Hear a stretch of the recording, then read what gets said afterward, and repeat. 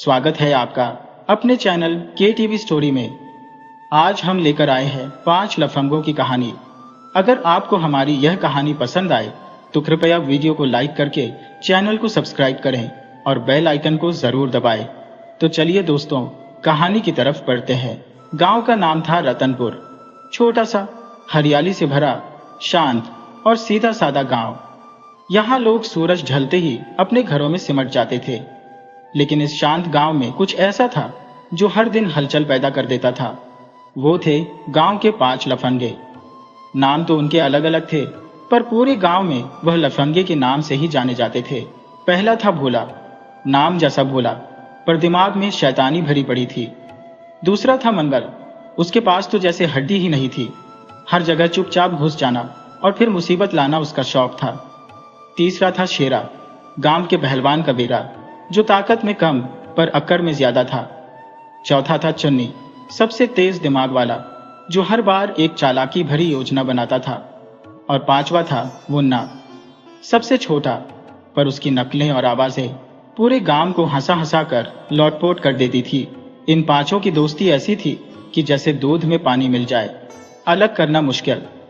गांव वाले इनसे परेशान रहते, मगर कोई खुलकर कुछ कह नहीं पाता, क्योंकि इनकी हरकतें जितनी शरारती थी उतनी ही मासूम भी लगती थी। ये कभी खेतों में बिजूके की जगह गांव के पटवारी की फोटो टांग देते, तो कभी चौपाल पर बैठे बुजुर्गों के हुक्के में छुपकर लाल मिर्च डाल देते। पूरे गांव में इनकी चर्चा होती और हर किसी के पास इनके किस्से होते। एक दिन गांव में मेले का ऐलान हुआ। मंदिर के पास सालाना मेला लगता था, जहां दूर दूर से लोग आते थे। पांचों लफंगे इस मौके को बिल्कुल नहीं छोड़ने वाले थे। उन्होंने पहले ही योजना बना ली थी कि कैसे मेले में मुफ्त झूले झूलेंगे, चाट खाएंगे और किस किस से मजाक करना है। चुन्नी ने एक पुराना लोटा ढूंढ निकाला, उस पर भविष्य बताने वाला लोटा बाबा लिख दिया और पांचों ने मिलकर गांव के एक कोने में दुकान खोल दी। अब गांव वाले आते, लोटा घुमाया जाता और जो जवाब आता वह ऐसा मजेदार होता कि लोग पेट पकड़कर हंसने लगते। एक बूढ़ी अम्मा से कहा गया कि आपके घर अगले हफ्ते बकरी 2 बच्चे देगी, और वाकई हुआ भी ऐसा। अब तो गांव वाले मानने लगे कि लौटा बाबा सच्चा है। लेकिन इस सब के बीच कुछ ऐसा हुआ जिसने इन पांचों की जिंदगी की दिशा ही बदल दी। एक रात जब ये पांचों गांव के बाहर बाग में आम चुराने गए, तो उन्हें वहां कुछ अजीब सुनाई दिया। किसी की धीमी धीमी सिसकियां, जैसे कोई रो रहा हो। मुन्ना ने तो वहीं डर के मारे कांपना शुरू कर दिया, मगर चुन्नी ने इशारा किया और सब छुपकर देखने लगे। वहां एक बूढ़ा आदमी बैठा था, जिसके पास एक पुरानी पोटली और लकड़ी की लाठी थी।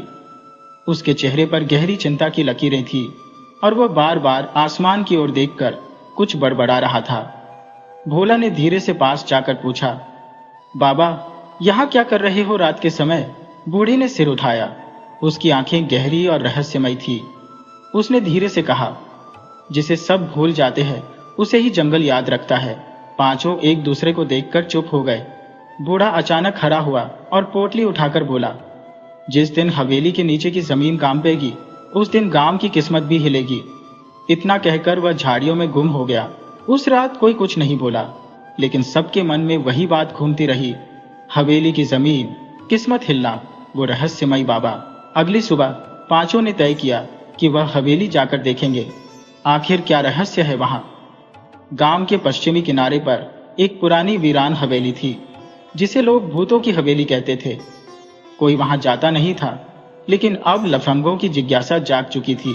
चुन्नी ने एक नक्शा बनाया, मंगल ने रात के लिए टॉर्च और रस्सियां इकट्ठा की, शेरा ने खाना बांधा, मुन्ना ने मिर्ची वाला पाउडर तैयार किया और भोला ने अपने दादा के पुराने जूते पहन लिए, ताकि कोई आत्मा अगर आई तो दादा के नाम से डर जाए। रात होते ही पांचों दबे पांव हवेली की ओर निकल पड़े। हवेली की दीवारें टूटी थी और अंदर का आंगन झाड़ियों से भरा हुआ था। सब चुपचाप अंदर घुसे। दीवारों पर पुरानी तस्वीरें, जंग खाई खिड़कियां और एक बड़ा सा फर्श जो बीच से हल्का झुका हुआ था।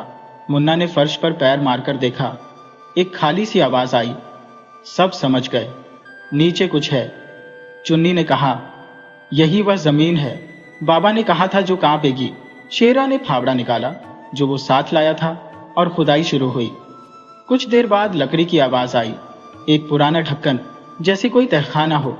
मंगल ने टॉर्च डाली। सीढ़ियां नीचे जा रही थी। सब एक दूसरे को देखकर बोले, चलो उतरते हैं। और जैसे ही उन्होंने पहला कदम नीचे रखा, हवेली की दीवारों से एक धीमी सी ख्वाहिश भरी हवा निकली, जैसे कोई कह रहा हो, बहुत समय से तुम्हारा इंतजार था। हवेली की टूटी फूटी सीढ़ियां नीचे तहखाने की ओर जाती थी। चारों ओर धूल, जाले और घुटन भरी हवा फैली हुई थी। मुन्ना की टॉर्च कांपते हाथों में जल रही थी और बाकी चारों दोस्त बिना कुछ बोले उसके पीछे पीछे नीचे उतरते जा रहे थे। जैसे जैसे वे नीचे जा रहे थे, दीवारों से कुछ अजीब सी सरसराहट की आवाजें आ रही थी, जैसे कोई बहुत धीमी सांस ले रहा हो। फर्श पर नमी और पुराने समय की बू थी जो नथुनों में चुभ रही थी, पर इस डर के बीच भी उनकी जिज्ञासा डर से कहीं ज्यादा बड़ी थी।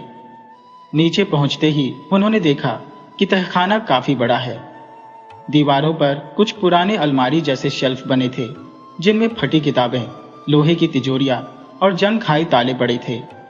एक कोने में एक पुराना लकड़ी का बक्सा रखा था, जिस पर धूल की मोटी परत थी। शेरा ने हिम्मत करके बक्सा खोला तो अंदर एक पुराना नक्शा, एक तांबे की प्लेट और एक लाल मखमली कपड़े में लिपटी चीज मिली। चुन्नी ने कपड़ा हटाया तो उसमें एक सुनहरा लॉकेट निकला, जिसमें किसी लड़की की तस्वीर जड़ी थी। लॉकेट के पीछे एक उकेरा हुआ नाम था, रूपाकला। सारे लफंगे ठिठक गए। यह नाम उन्होंने कभी नहीं सुना था, न गांव में न किसी किस्से में। तभी पीछे दीवार से एक आवाज आई, एक धीमी खट्टर पट्टर की। सब पलटे, मगर वहां कुछ नहीं था। मंगल की सांसें तेज हो गई और मुन्ना की आंखें डर के मारे गोल हो गईं। चुन्नी ने कहा, यार, यह लॉकेट ऐसे ही नहीं रखा गया होगा, जरूर इसके पीछे कोई कहानी है। भोला बोला, पर यह रूपकला कौन थी? शेरा बोला, पता करो, कहीं इस लॉकेट के पीछे कोई भूत ना हो। सब हंसने की कोशिश करने लगे, लेकिन किसी के दिल में हंसी नहीं थी। वो जगह जैसे चुपचाप सब कुछ देख और सुन रही थी। जब वह तहखाने से बाहर लौटे तो रात के 2 बजे बज चुके थे। हवेली की दीवारों से हवा अजीब तरीके से टकरा रही थी, जैसे कोई सरगोशी कर रहा हो।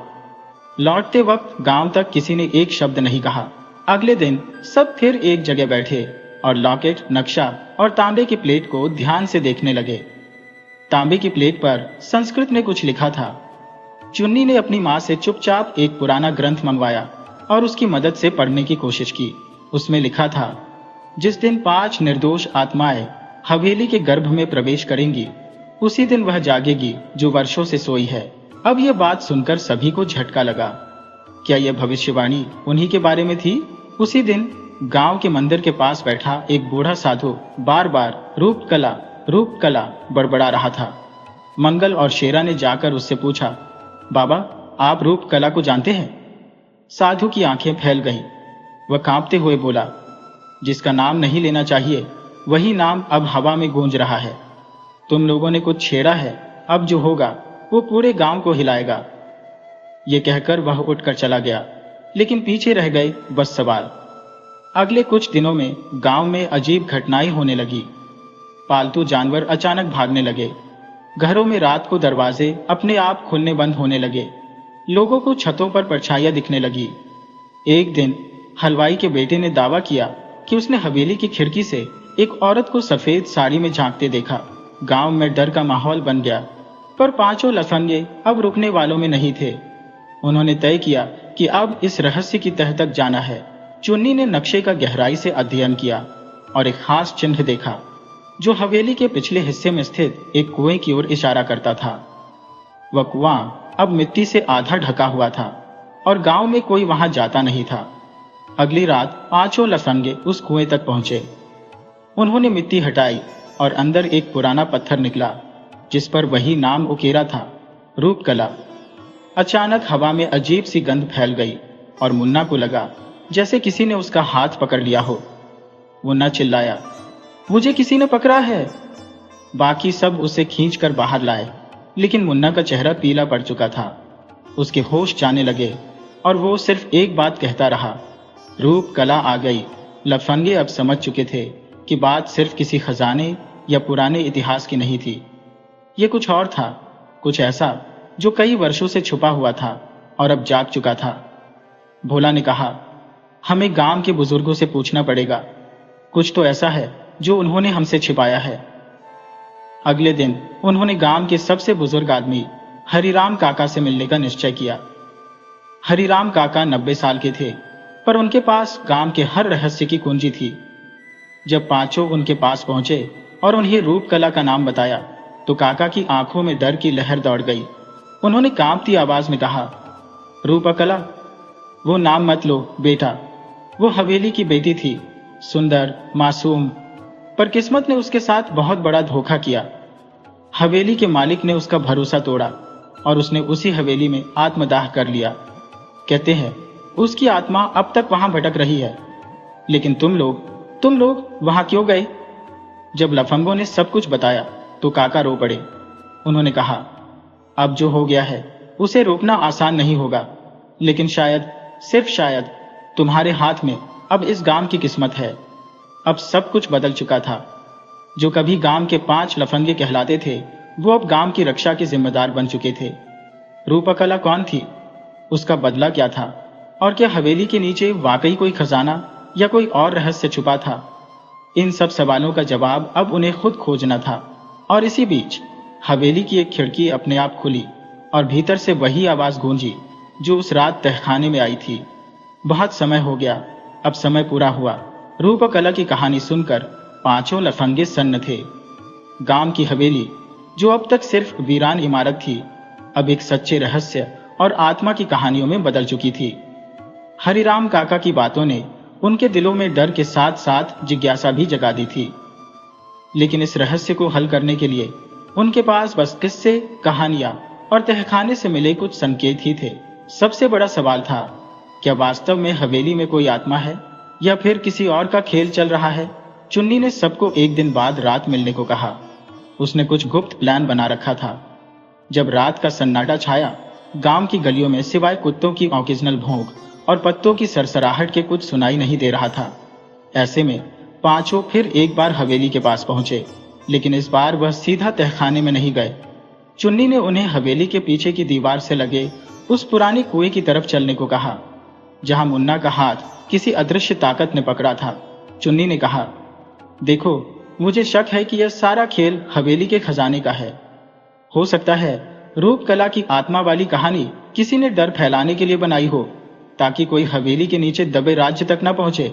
और इस बार हमें चोरी करनी है, लेकिन खजाने की नहीं, उस सच की जो सालों से छुपाया गया है।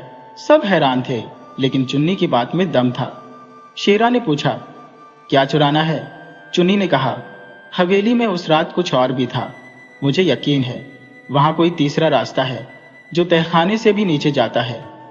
हमें आज रात उसी रास्ते में घुसना है। पांचों लफंगे दीवार फांद कर हवेली में घुसे। हवेली के दरवाजे तोड़े बिना वे पिछली खिड़की से अंदर पहुंचे। मुन्ना के पास अब एक पुराना कैमरा भी था जो रात में भी रिकॉर्ड कर सकता था। चुन्नी ने उसे बोला कि हर एक चीज रिकॉर्ड करनी है। जैसे ही वह नीचे तहखाने पहुंचे, उन्होंने उस बक्से के पास खुदाई शुरू की, जिसके नीचे उन्होंने पहले तांबे की प्लेट पाई थी। मिट्टी हटाते ही नीचे पत्थर की एक और परत मिली जो थोड़ी हल्की आवाज कर रही थी। भोला ने पत्थर पर जोर दिया तो वह धीमे से नीचे धसक गया और वहां एक गोल सुरंग खुली। सुरंग इतनी तंग थी कि उनमें से एक समय में एक ही अंदर जा सकता था। सबसे पहले चुन्नी घुसा, फिर शेरा, फिर मुन्ना, भोला और अंत में मंगल। जैसे ही वह सुरंग में नीचे उतरे, उन्हें बहुत धीमी गंध महसूस हुई, जैसे कुछ बहुत पुराना और सड़ चुका हो। सुरंग के अंदर दीवारों पर पुराने समय के चित्र बने थे। उनमें एक युवती को आग में गिरा दिखाया गया था। शायद यही रूपकला थी। उसके चारों तरफ हाथ जोड़कर खड़े कई लोग दिख रहे थे, कुछ डरे हुए, कुछ रोते हुए और कुछ ऐसे जैसे उन्होंने उसे धोखा दिया हो। अब बात साफ होने लगी थी। यह हवेली सिर्फ एक प्रेम कथा का अंत नहीं थी, ये एक साजिश का गवाह थी। तभी एक कोने में मुन्ना की टॉर्च एक चमकदार चीज पर पड़ी। वो एक पुराना संदूक था जिस पर भारी ताला लगा था, लेकिन उसकी चाबी वही एक पत्थर के पीछे छुपी थी। जैसे ही ताला खोला, अंदर उन्हें पुराने सोने के गहनों का ढेर मिला, मगर साथ ही एक पुरानी डायरी भी मिली जिसकी जल लाल मखमल की थी। चुन्नी ने जल्दी से डायरी निकाली और पढ़ना शुरू किया। डायरी रूपकला की थी।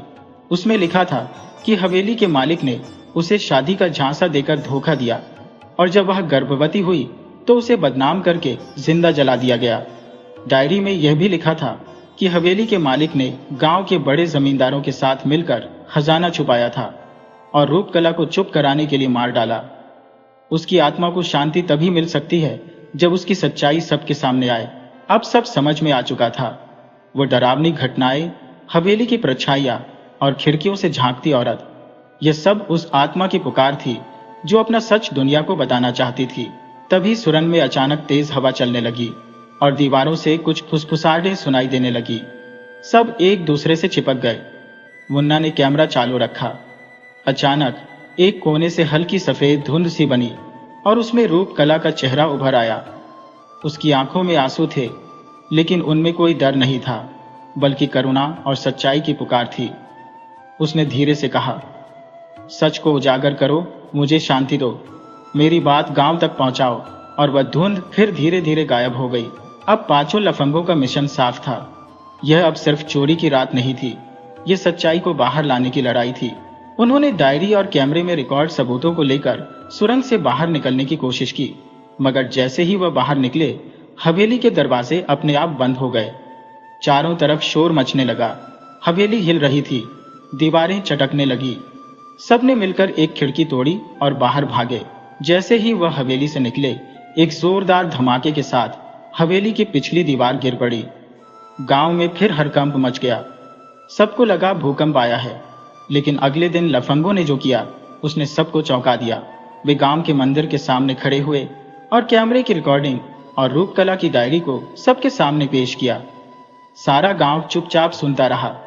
किसी की आंखें नम हो गईं, किसी के चेहरे पर अपराध बोध था। गांव के बुजुर्गों ने माना कि उन्होंने वर्षों पहले इस सच को छुपाया था, जमींदारों के डर से, समाज की इज्जत के लिए और कभी न खत्म होने वाली खामोशी के कारण रूपकला की आत्मा को शांति मिल गई। हवेली की दीवारें अब गिर चुकी थी और गांव वालों ने मिलकर वहां एक स्मारक बनाया, जिस पर लिखा गया, यहाँ एक औरत को उसकी सच्चाई के साथ जलाया गया, पर अंत में सच्चाई झलकर राख नहीं हुई। अब पांचों लफंगे सिर्फ लफंगे नहीं रहे थे, अब वह गांव के सच्चे नायक बन चुके थे। पर क्या यही अंत है, या रूपकला की कहानी के पीछे अभी और कोई रहस्य बाकी है? हवेली की सच्चाई सामने आने के बाद गांव में जैसे एक नई सुबह हुई थी। रूपकला की आत्मा को शांति मिलने की बात पूरे गांव में फैल गई थी और पांचों लफंगों को अब सिर्फ बदमाश लड़के नहीं, बल्कि असली हीरो माना जाने लगा था। बच्चे उन्हें देखकर तालियां बजाते, बुजुर्ग आशीर्वाद देते और गांव की पंचायत तक उन्हें सम्मानित करने की सोच रही थी। लेकिन उन पांचों को चैन नहीं था। चुन्नी की आंखों में अब भी बेचैनी थी। मुन्ना हर रात किसी अनजाने डर में जाग जाता और भोला को लगता जैसे कोई उन्हें छुपकर देख रहा हो। उस रात जब सभी मंदिर के पास बैठकर चाय पी रहे थे, शेरा ने सबसे पूछा, तुम लोगों को नहीं लगता कि यह सब कुछ जल्दी खत्म हो गया? मतलब हवेली का रहस्य भी सुलझ गया, आत्मा भी मुक्त हो गई? कुछ अधूरा सा नहीं लग रहा? चुन्नी ने धीरे से सिर हिलाया। लग तो रहा है, कुछ है जो अब भी छुपा हुआ है। मुझे नहीं लगता कि हवेली का खेल बस रूपकला की आत्मा तक ही सीमित था। मुन्ना ने चाय का प्याला नीचे रखा और धीरे से बोला, मैंने एक बात नोट की थी उस रात जब हम सुरंग में थे और रूपकला की आत्मा दिखाई दी। ठीक उसके बाद जो हवा चली उसमें किसी आदमी की परछाई भी आई थी। वो औरत की नहीं थी। सब चौंक गए। मंगल ने तुरंत कहा, मतलब वहां कोई और भी था? चुन्नी ने गंभीर स्वर में कहा, और वह आज भी है। हमें असली साजिश अभी समझनी बाकी है। अगले दिन पांचों ने फैसला किया कि इस बार वह हवेली नहीं, बल्कि उस जमींदार खानदान की पुरानी कोठी में जाएंगे जिनका नाम डायरी में आया था। वो कोठी गांव से थोड़ा दूर थी और अब जर्जर हो चुकी थी। वहां आजकल कोई नहीं रहता था, लेकिन गांव वाले कहते थे कि रात को वहां से किसी के चलने की आवाजें आती है। जब रात गहराई और गांव नींद में खो गया, तब पांचों फिर एक साथ निकले, चुपचाप, बिना किसी को बताए। कोठी के पास पहुंचते ही उन्हें एक अजीब सी ठंडक महसूस हुई। वहां कोई रोशनी नहीं थी, लेकिन हर खिड़की जैसे किसी की आंख बनी हो और उन्हें घूर रही हो। चुन्नी ने दरवाजा धीरे से धकेला और कर की आवाज के साथ वह खुल गया। अंदर सब कुछ धूल और मकर जाल में डूबा था, पर बीचों बीच एक लकड़ी की मेज पर एक लाल रुमाल पड़ा था और उसके नीचे कुछ रखा हुआ था। मुन्ना ने धीरे से रुमाल हटाया। वो एक नकाब था, एक पुराना काला नकाब। जैसे ही उसने नकाब उठाया, एक जोरदार आवाज से दरवाजा अपने आप बंद हो गया और कमरा अंधेरे में डूब गया। उसी वक्त एक धीमी सी हंसी सुनाई दी, ऐसी हंसी जो इंसानी भी लगती थी और किसी पागल की भी। तुम लोग फिर से टांग अड़ा रहे हो, ये खेल तुम समझ नहीं सकते। वो आवाज किसी कोने से आ रही थी, लेकिन दिख नहीं रहा था कि कौन बोल रहा है। शेरा ने टॉर्च जलाया तो देखा कि एक परछाई दीवार पर सरक रही है, लंबी अजीब सी आकृति, जिसने सिर पर वही नकाब पहन रखा था जैसा मेज पर पड़ा था। पांचों घबरा गए, लेकिन डर के मारे भागे नहीं। चुन्नी ने वहीं खड़े होकर कहा, अगर तू आदमी है तो सामने आ, और अगर भूत है तो हम डरने वाले नहीं हैं, हम सच्चाई जानकर रहेंगे। अचानक एक तेज रोशनी फैली और सामने से एक आदमी धीरे धीरे चलकर उनके सामने आया। काले कपड़े, काला नकाब और हाथ में एक लकड़ी की छड़ी। उसकी आवाज भारी थी, तुम लोगों को जो नहीं जानना चाहिए था वो जान चुके हो, लेकिन अब तुम्हें और जानना महंगा पड़ेगा। पांचों ने उसे घेर लिया और नकाब खींचने की कोशिश की, लेकिन वह तेज था। उसने शेरा को धक्का देकर गिराया और पीछे की खिड़की से भाग निकला, मगर इस बार मुन्ना ने उसे दौड़ा लिया। वो कोठी के पिछवाड़े भागा, एक पुरानी गायशाला की तरफ, और वहीं एक तहखाने में घुस गया। चुन्नी और शेरा भी पीछे पहुंचे। उन्होंने देखा कि उस तहखाने में कई पुराने संदूक और बक्से रखे हैं और दीवारों पर नक्शे टंगे हैं। उनमें से एक नक्शा हूबहू हवेली का था, जिसमें एक और गुप्त सुरंग बनी हुई थी जो हवेली से निकलकर इस कोठी तक आती थी। मतलब साफ था, जो भी यह नकाबपोश है वह हवेली और उस जमींदार खानदान से जुड़ा है और अब भी किसी राज्य को छुपाने की कोशिश कर रहा है। तभी पीछे से आवाज आई, अब तुम वापस नहीं जा सकते। नकाबपोश फिर सामने आ खड़ा हुआ, लेकिन इस बार चुन्नी ने उसका हाथ पकड़ लिया और शेरा ने उसका नकाब खींच लिया। वह देखकर सब सन्न रह गए। वह और कोई नहीं, गांव का वही मंदिर का पुजारी था, जिसने उन्हें आत्मा की शांति का पाठ पढ़ाया था, जिसने उन्हें आशीर्वाद दिया था, जिसने रूप कला के लिए पूजा करवाई थी। वो अब खामोश खड़ा था, जैसे पकड़े जाने के बाद शब्द भी उसके साथ छोड़ चुके हो।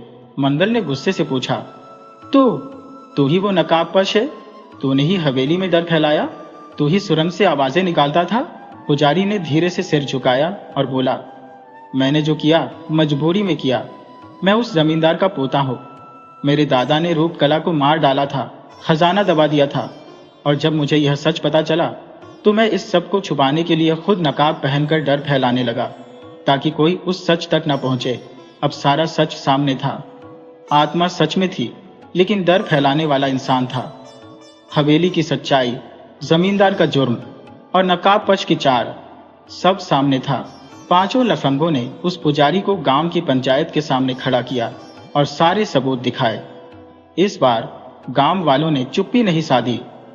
उन्होंने मिलकर फैसला किया कि हवेली को तोड़कर वहां एक स्मृति संग्रहालय बनाया जाएगा, जहां रूप कला की कहानी, उसका संघर्ष और सच को छुपाने की साजिश सब दर्ज होगी। पांचों दोस्तों ने एक बार फिर साबित कर दिया कि लफंगे चाहे कहे जाते हो, लेकिन जब इरादे नेक हो तो सच्चाई के सबसे बड़े रक्षक वही होते हैं। पुजारी के नकाब उतरने के बाद गांव में सन्नाटा छा गया था।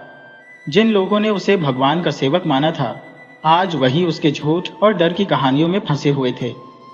पंचायत ने फैसला सुनाया कि पुजारी को पुलिस के हवाले किया जाएगा और हवेली को ढाकर रूप कला की स्मृति में एक सच्चाई संग्रहालय बनाया जाएगा।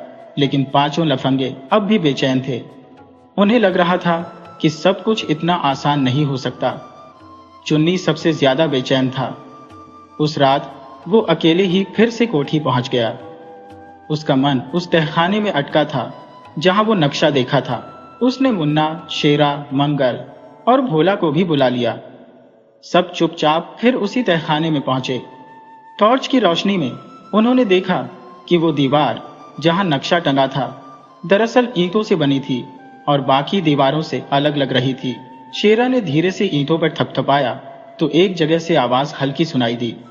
वो खोखली थी। मुन्ना ने एक पत्थर उठाया और धीरे से उस जगह को ठोक दिया।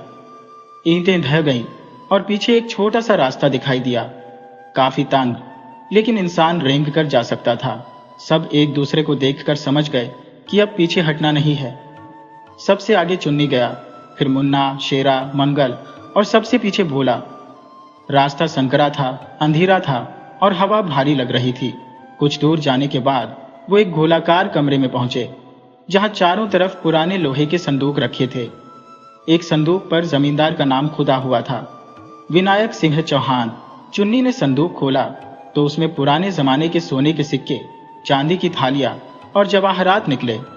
मंगल की आंखें चमक उठी, लेकिन चुन्नी ने हाथ पीछे खींचते हुए कहा, हम कोई चोर नहीं है, यह खजाना इस गांव का है जिसे किसी ने छुपाया था। मुन्ना बाकी संदूकों को देखने लगा।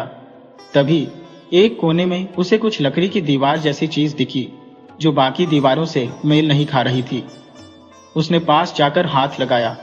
वो दीवार नहीं, दरवाजा था, पर खोलने का कोई तरीका नहीं दिख रहा था। शेरा ने जोर से धक्का मारा, पर वो हिली तक नहीं। तभी भोला की नजर पास पड़े एक लोहे के छल्ले पर पड़ी। उसने जैसे ही उसे खींचा, एक जोर की आवाज हुई और वह लकड़ी की दीवार खिसक गई। अब उनके सामने एक और गुप्त कमरा था, बिल्कुल शांत, बिल्कुल स्याह। कमरे में दाखिल होते ही उन्हें घुटन सी महसूस हुई। वहां सिर्फ एक लकड़ी की मेज थी और एक पुराना झूला जो हवा के बिना भी हिल रहा था। दीवार पर एक पेंटिंग थी जिसमें जमींदार, रूपकला और एक बच्चा दिख रहे थे। सब चौंक गए। मंगल बोला, यह बच्चा कौन है? क्या रूपकला का कोई बेटा था?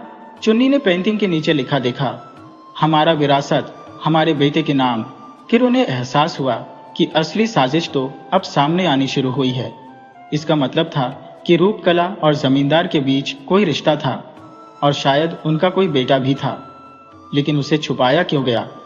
अगर ये बात सामने आ जाती तो क्या जमींदार की इज्जत पर दाग लगता, या शायद रूपकला को इसलिए मारा गया था ताकि वह सच सबके सामने ना लाए।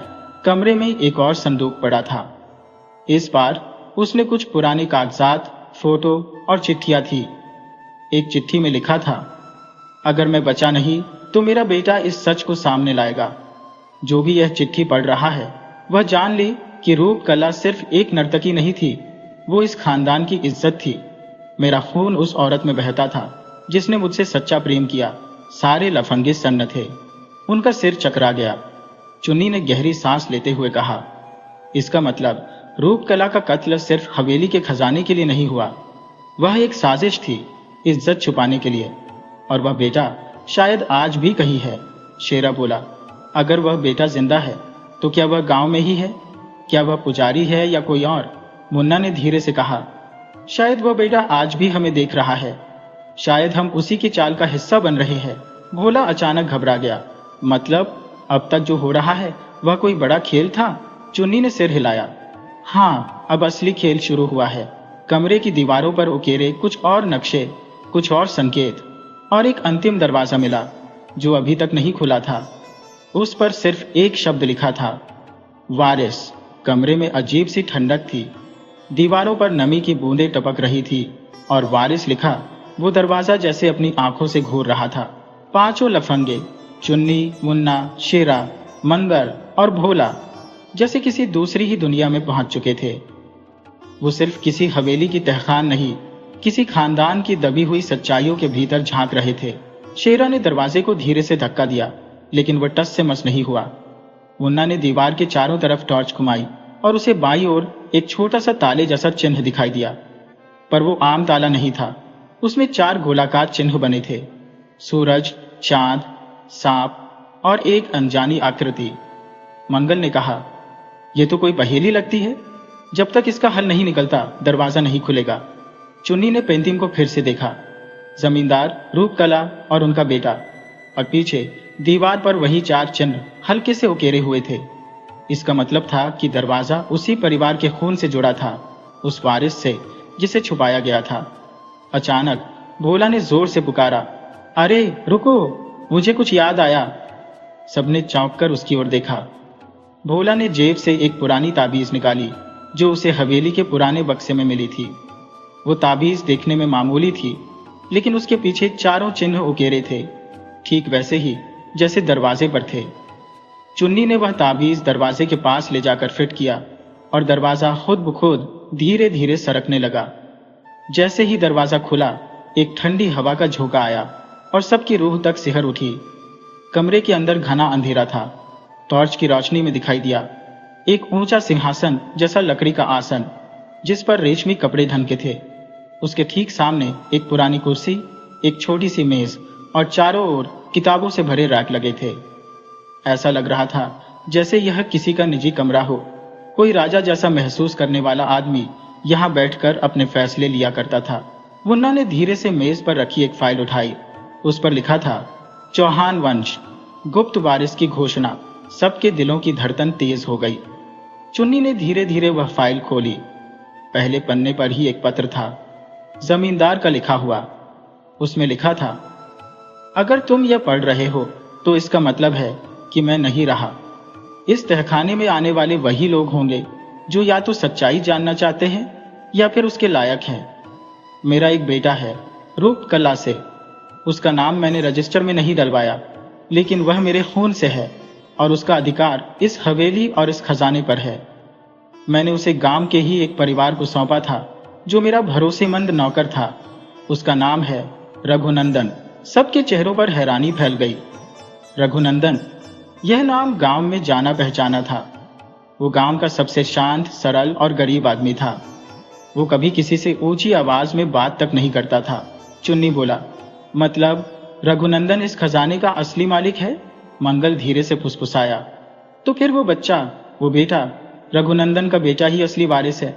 फाइल में आगे लिखा था, मेरा बेटा आज 25 साल का होगा। मैंने उसे एक छोटी सी पहचान दी थी। उसकी गर्दन पर एक खास निशान है जो हमारे वंश की निशानी है। 3 छोटे तिल तिकोने आकार में। 5 लफंगे चौंक उठे। यह तो किसी पहचान की तरह था। मुन्ना ने कहा, हे, अब रघुनंदन के बेटे से मिलना होगा। हमें देखना होगा क्या वह वही वारिस है। सुबह हुई और 5 बिना देरी किए रघुनंदन के घर पहुंचे। घर बेहद सादा था, मिट्टी का, लेकिन साफ सुथरा। रघुनंदन दरवाजे पर बैठा खैनी रगड़ रहा था। सबने उसे नमस्ते कहा और बात की शुरुआत चुन्नी ने की। चाचा, क्या आपके बेटे की गर्दन पर 3 तिल है? रघुनंदन चौंका, फिर घबरा गया। तुम सब यह सवाल क्यों पूछ रहे हो? शेरा ने धीरे से कहा, हमें सब पता चल गया है। आपकी पुरानी नौकरी, हवेली का वह कमरा और जमींदार का वह पत्र। रघुनंदन कुछ देर चुप रहा, फिर अंदर जाकर अपने बेटे राजन को बुलाया। राजन सीधा सादा लड़का था, गांव के स्कूल में पढ़ाता था। चुन्नी ने उससे इजाजत लेकर उसकी गर्दन देखी। वो निशान वही था, 3 तिल तिकोने आकार में। सब सन्न रह गए। मुन्ना की आंखों में आंसू थे।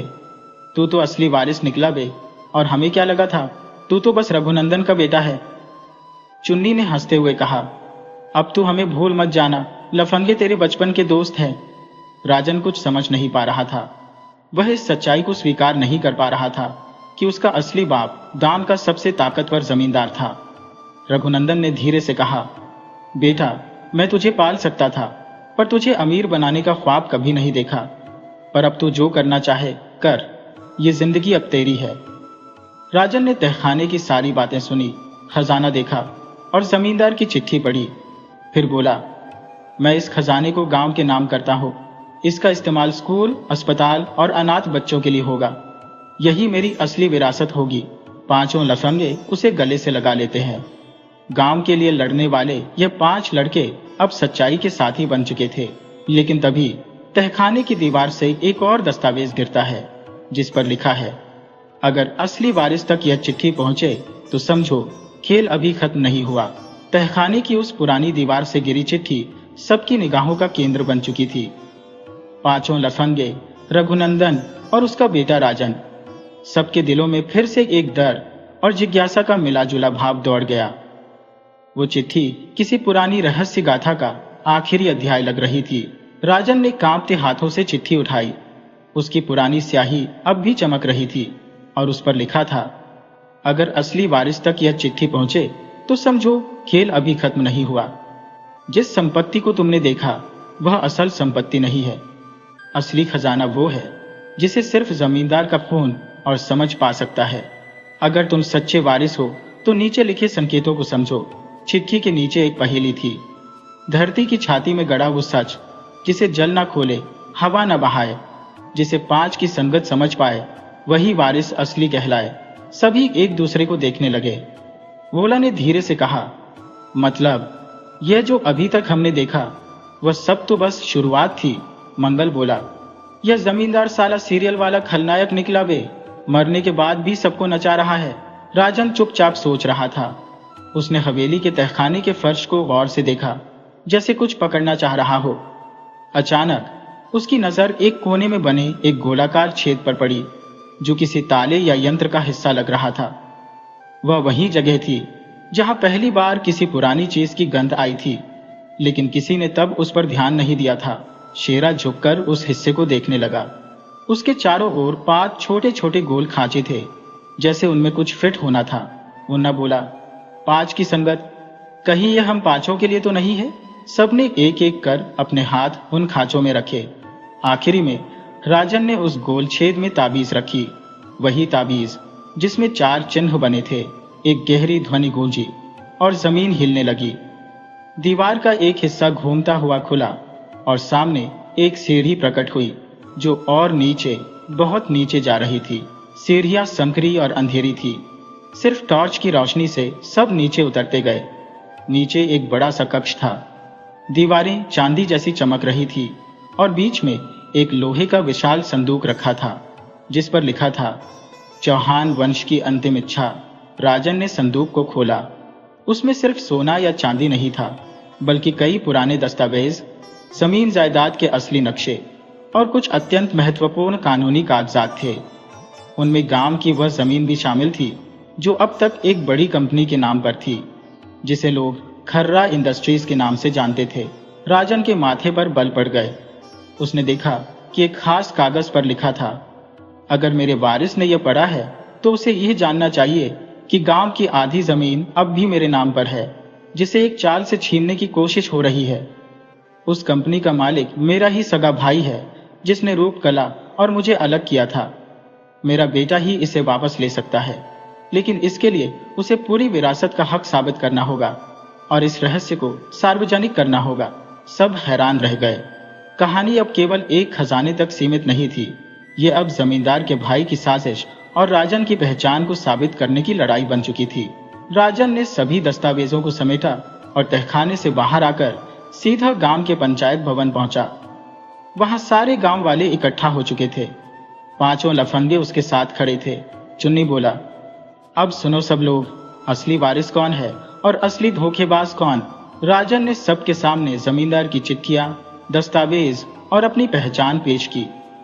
कुछ ही समय में यह बात पूरे जिले में फैल गई। सरकारी अधिकारी आए, जांच हुई और जमींदार के भाई को गलत तरीके से जमीन हड़पने के आरोप में गिरफ्तार कर लिया गया। गांव की जमीन वापस मिली। स्कूल, अस्पताल और अनाथ आश्रम के लिए जगह तय की गई। वह हवेली अब गांव की संपत्ति बन चुकी थी और राजन को कानूनी रूप से चौहान वंश का उत्तराधिकारी घोषित कर दिया गया। लेकिन कहानी यही खत्म नहीं हुई। 5 लफंगे अब भी साथ थे। उनका रिश्ता अब मस्ती या शरारत से कहीं आगे बढ़ चुका था। वो अब गांव के रक्षक थे। वो लोग जिन्होंने सिर्फ एक खजाने की तलाश में कदम बढ़ाए थे, लेकिन एक पूरे इतिहास को बदल दिया। राजन ने एक बार फिर सबसे कहा, यह विरासत मेरी नहीं, हमारी है। क्योंकि अगर तुम 5 नहीं होते तो मैं आज भी बस एक मास्टर होता, जिसे अपना अतीत भी नहीं पता था। 5 ने एक दूसरे की तरफ देखा। चुन्नी बोला, सही कह रहा है बे, लेकिन अब अगर फिर कोई रहस्य निकला तो उसमें भी सबसे आगे हम ही रहेंगे। सब हंस पड़े। शांत शाम के आकाश में सूरज ढल रहा था। हवेली की ऊंची छत पर 5 लफंगे और राजन खड़े थे। हवाओं में गूंजती थी सिर्फ एक बात, सच्चाई चाहे कितनी भी गहरी क्यों ना हो, जब 5 लफंगे साथ हो तो हर राज सामने आ ही जाता।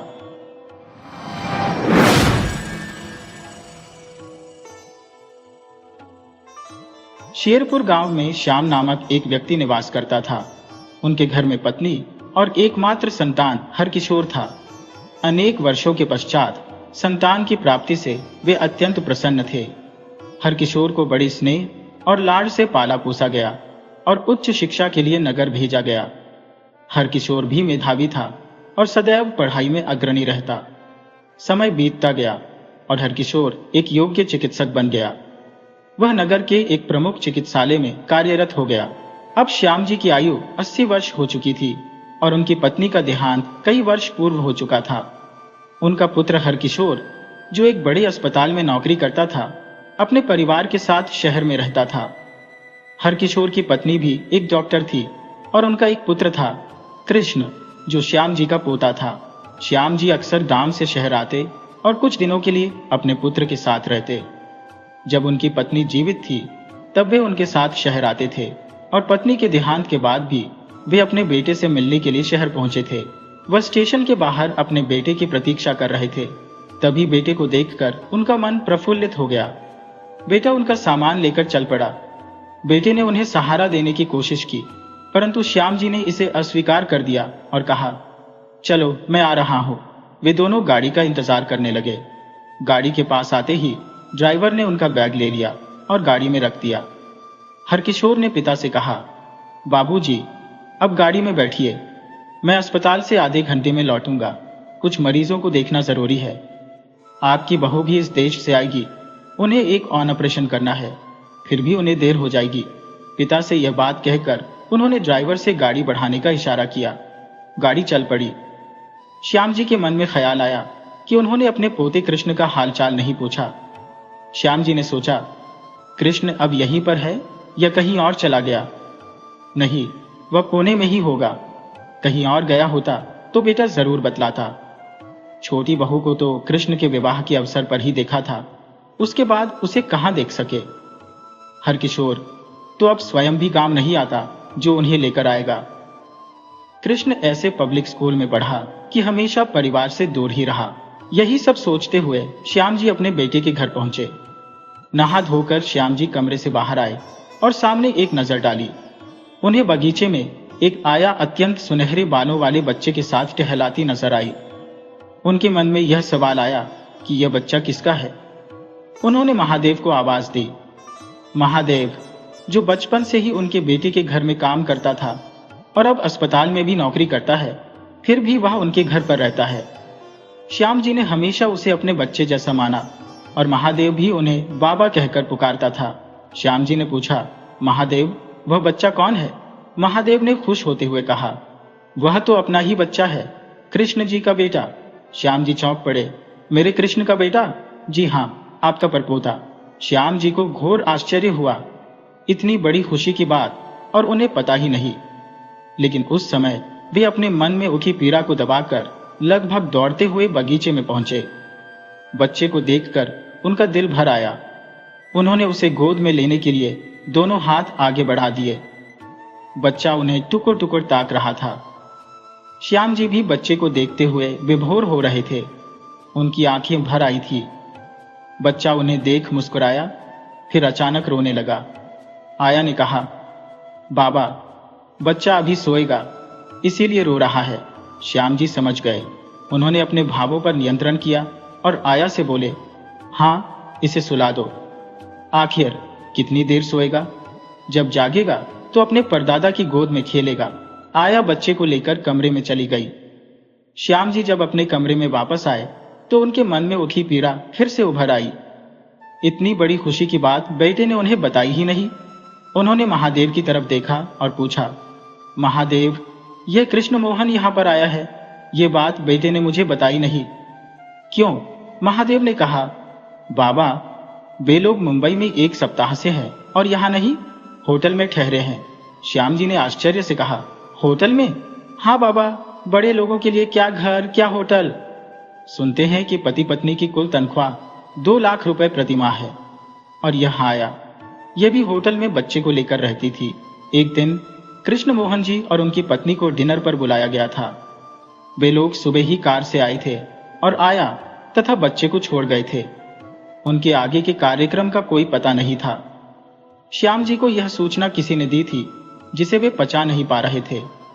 उनकी आंखें बंद हो गईं और उन्हें अपनी पत्नी, पिता और मां की याद आई। जीवन के बीते पल, राग और अनुराग का स्मरण हुआ। हरकिशोर का जन्म और अन्य घटनाओं का विचार आया। श्याम जी के मन में यह सब बातें समुद्री लहरों की तरह उठने लगी। वे अपने निर्णय से विचलित महसूस कर रहे थे और उन्हें अपने बेटे पर, बहू पर और पोते कृष्णमोहन पर क्रोध आया। फिर उन्होंने सोचा कि कृष्णमोहन पर क्रोध करना उचित नहीं है। बेटे ने उन्हें यह खबर क्यों नहीं दी? बहू ने यह बात उनसे क्यों छिपाई? कृष्ण यह बात क्यों नहीं बता सका? तभी हरकिशोर कमरे में आए। बाबूजी, श्याम जी उठकर बैठ गए। कोई कष्ट हो रहा है आपको? पिता के चेहरे पर दर्द के भाव देखकर हरकिशोर ने पूछा। श्याम जी की आंखों से आंसू छलक आए। आप रो क्यों रहे हैं? कृष्ण का बेटा हुआ और मुझे खबर भी नहीं दी गई, श्याम जी ने कहा। बाबूजी, जब जो चीज ने यह बात कही है तो कुछ न कुछ कारण जरूर होगा, हरकिशोर ने जवाब दिया। बेटा, तुम डॉक्टर हो, विज्ञान पढ़े हो और तुम्हारी ऐसी सोच ठीक है। लोग ठीक ही कहते हैं, यह व्यापार योग हो गया है। बाबूजी, आप इस बात को ऐसे क्यों ले रहे हैं? यह हल्की बात नहीं है, हरकिशोर ने कहा और वहां से चला गया। श्याम जी ने बेटे को जाते हुए देखा और लेट गए। उन्होंने आंखें मूंद ली। उनके मन में दो विपरीत भाव चल रहे थे, आक्रोश और आनंद। पड़पोते को देखने का आनंद, लेकिन वह आनंद आक्रोश से घिरा था। थोड़ी देर बाद महादेव ने खाना परोस दिया और श्याम जी को बुलाया। बाबा, खाना खा लीजिए, महादेव ने कहा। श्याम जी ने आंखें खोली और महादेव की तरफ देखा। उन्होंने एक बार सोचा कि खाने से मना कर दें, लेकिन फिर उन्होंने पूछा, हरकिशोर ने खाना खा लिया? हाँ साहब, खाना खाकर सो गए, उनकी ओर टुकुर टुकुर देखते हुए महादेव ने कहा। महादेव जैसे उनके दिल की गहराइयों को समझ गया था। श्याम जी इससे अधिक कुछ नहीं बोले। उन्हें याद आया कि जब वे अपनी पत्नी के साथ आते थे तो उनका बेटा सारे काम छोड़कर उनके साथ ही खाना खाता था। पत्नी और बहू भी साथ बैठती थी। पिता पुत्र साथ में खाना खाते और बातें करते रहते थे। उस सुखद समय को याद कर श्याम जी ने सोचा कि यह उनकी पत्नी की ही व्यवहार कुशलता थी। उसकी मृत्यु के बाद न जाने कितनी बार वह आए, लेकिन अब वह बात कहाँ रही। यही सोचते हुए उन्होंने खाना खाया, हाथ धोए और बिस्तर पर लेट गए। शाम को उनकी नींद टूटी। वे मन ही मन हंसे भी। कारण यह था कि थोड़ी देर पहले ही वह नींद में अपने पड़पोते के साथ खेल रहे थे। उन्हें इस बात पर क्रोध आ रहा था कि वह कृष्ण के बेटे का नाम नहीं पूछ पाए। बच्चे को दूर करने के लिए उनके मन में ममता की तरंगें उठने लगी। उन्होंने महादेव को आवाज दी, हाँ बाबा। महादेव उनके पास आकर खड़ा हो गया। सुनो, मेरे पड़पोते को ले आओ, अब उस चुम्मा के साथ थोड़ी देर खेलूंगा। बाबा, वे लोग तो चले गए। कब? थोड़ी देर पहले ही। कृष्णमोहन और छोटी मैडम आए थे, थोड़ी देर रहे और फिर चले गए। हरकिशोर साहब अस्पताल में है और मैडम सोई हुई है। श्याम जी थोड़ी देर गंभीर मुद्रा में बैठे रहे। उनके मन में ख्याल आया कि पहाड़ से अलग अलग नदियां निकलती हैं, सबकी अपनी अपनी धाराएं होती हैं। जैसा रास्ता वैसी ही नदी की रफ्तार। तो वह क्या कोई पहाड़ है? वह तो नदी की धारा है। मनुष्य पहाड़ हो सकता है भला? यह सब सोचते हुए उन्होंने महादेव की तरफ देखा। आज उन्हें महादेव से जुड़ाव और नजदीकी का अनुभव हुआ। उन्होंने सोचा कि केवल महादेव ही है जो उनकी बात समझ रहा है। उन्होंने पूछा, महादेव, तुम्हारे बच्चे कितने बड़े हैं? एक 13 साल का और दूसरी 1 साल की बच्ची है। श्याम जी के मन में अपनी की तरंगे उमड़ने लगी। उन्होंने पूछा, महादेव, तुम्हारा घर यहाँ से कितनी दूर है? महादेव ने जवाब दिया, 20 मिनट का रास्ता है, तो लोग मुझे वहां पहुंचा दो। मेरी इच्छा बच्चों के साथ खेलने की हो रही है। मैं भी तो उनका बाबा ही हूं। ऐसा नहीं होगा कि कल चले। नहीं, कल मैं गांव लौट जाऊंगा। तो चलिए। महादेव की खुशी का ठिकाना नहीं था। वे सीधा महादेव के घर पहुंचे और बहुत देर तक बच्चों के साथ खेलते रहे। ऐसा लगता था मानो वह खुद भी बच्चे हो गए हो। देर शाम तक वह अपने बेटे के घर वापस आए। अगले दिन सुबह सवेरे जब बेटा और बहू अपने अपने कार्यक्षेत्र को चले गए, श्याम जी खामोशी से गांव लौट गए। जब बेटा घर वापस आया, महादेव ने उसे बताया कि बाबूजी गांव लौट चुके हैं। पिता के अचानक चले जाने से हरकिशोर को बड़ा धक्का लगा, परंतु वे समझ गए कि पिता नाराज है। अगले 2-3 दिनों में हरकिशोर ने अपने सभी आवश्यक कार्य निपटाकर अपनी पत्नी के साथ पिता के गांव का रुख किया। बेटे को अचानक आया देखकर श्याम जी के सारे गिले शिकवे मिट गए। पिता पुत्र का यह मिलन सारी शिकायतों को बहा ले गया। हफ्ते भर गांव में बिताकर हरकिशोर वापस लौट आया। श्याम जी का मन अब बहुत शांत था और वे खुशी का अनुभव कर रहे थे। उन्हें उम्मीद थी कि उनका बेटा आगे भी उनसे मिलने आता रहेगा। आज की कहानी अनंत गुड़गांव में रहने वाली यशोदा से शुरू होती है। यशोदा गांव की अन्य औरतों की तरह दिन भर घर का काम काज करती रहती थी। उसका एक बेटा था जो गांव में मेहनत मजदूरी करता था। बेटा अक्सर अपनी मां से बड़े नगर जाकर काम करने की अनुमति मांगता, लेकिन यशोदा उसे अपने पास रखना चाहती थी। वह भी मां की बात मानकर गांव में ही काम करता रहता। यशोदा की आदत थी कि वह रोज खाना बनाते समय एक अतिरिक्त रोटी बनाती और उसे खिड़की पर रख देती थी, ताकि जो भी जरूरतमंद हो वह उसे ले जा सके। एक फकीर बाबा रोज यशोदा के दरवाजे पर आता और खिड़की पर रखी रोटी उठाकर ले जाता। जब भी वह रोटी उठाता, कहता, तेरा बुरा तेरे पास रहेगा और तेरा अच्छा तेरे पास लौट कर आएगा। यशोदा उसकी बातों पर ध्यान नहीं देती थी। एक दिन यशोदा के बेटे ने फिर बड़े नगर जाकर धन कमाने की बात दोहराई। यशोदा ने उसे साफ मना कर दिया, परंतु इस बार बेटा ठान चुका था कि वह बड़े नगर जरूर जाएगा। उसने कहा, माँ मुझे जाने दे, तभी हम इस गरीबी से निकल पाएंगे। बेटे की जिद के आगे यशोदा को मानना पड़ा और वह उसे बड़े नगर भेजने के लिए तैयार हो गई। अगली सुबह उसका बेटा बड़े नगर की ओर रवाना हो गया। अब यशोदा अपने घर में अकेली थी। वह रोज की तरह अपने काम करती और एक रोटी बनाकर खिड़की पर रख देती। उसे अपने बेटे की बहुत याद आती थी। उधर फकीर बाबा रोज आता, रोटी उठाता और कहता, तेरा किया बुरा तेरे पास ही रह जाएगा और तेरा अच्छा लौटकर तेरे पास जरूर आएगा। अब यशोदा ने उसकी बात को ध्यान से सुना तो उसे यह बात कुछ अटपटी सी लगी। उसने सोचा कि यह फकीर रोज मुझसे रोटी लेकर जाता है, परंतु बदले में मेरे लिए कुछ अच्छा नहीं बोलता। उसने कभी मुझे धन्यवाद नहीं दिया और ना ही कोई आशीर्वाद। बस यही अजीब सी बात कहकर चला जाता है, जिसकी कोई समझ नहीं आती। अगले कुछ दिनों तक यही सिलसिला चलता रहा। अब यशोदा को उस फकीर की बात से चिढ़ होने लगी थी। एक दिन वह फकीर से इतनी परेशान हो गई कि उसने सोचा इससे छुटकारा पाना ही होगा। उसके मन में गुस्सा भर गया था। गुस्से में उसने जहर मिलाई रोटी तैयार की और खिड़की पर रख दी। लेकिन जैसे ही उसने रोटी खिड़की पर रखी, उसके अंदर से एक आवाज आई, मैं यह क्या कर रही हो? मैं किसी की जान लेने जा रही हूं। तुरंत ही उसने वह जहर वाली रोटी उठा ली और उसकी जगह साफ सुथरी रोटी रख दी। कुछ देर बाद फकीर बाबा रोज की तरह आए, रोटी उठाई और वही बात दोहराई, तेरा किया बुरा तेरे पास ही रह जाएगा और तेरा अच्छा लौटकर तेरे पास जरूर आएगा। यशोदा ने यह बात सुनी, लेकिन अनसुना कर दिया और अंदर चली गई। अंदर आकर वह अपने बेटे को याद करने लगी। उसे घर से गए हुए कुछ ही दिन हुए थे। न कोई उसकी खबर आई और न ही पता चला कि वह कहाँ है, किस हाल में है। तभी अचानक उसे दरवाजे पर खटखटाने की आवाज सुनाई दी। कोई तेजी से दरवाजा खटखटा रहा था। उसने दरवाजा खोला तो देखा सामने उसका बेटा खड़ा था। वह बहुत खुश हो गई। उसने अपने बेटे को अंदर बुलाया और बिठा लिया, लेकिन उसकी हालत देखकर वह घबरा गई। बेटे के कपड़े मैले कुचैले थे, वह थका हारा लग रहा था और उसका चेहरा ऐसा हो गया था मानो कई दिन से उसने खाना नहीं खाया हो। बेटे ने कहा, माँ, घर से निकलकर मैं बड़े नगर की तरफ गया था, लेकिन रास्ते में जंगल से गुजर रहा था तो कुछ लुटेरों ने मुझे पकड़ लिया और बंदी बना लिया। वे मुझे खाने को भी नहीं देते थे। बड़ी मुश्किल से उन्हें चकमा देकर मैं भाग निकला।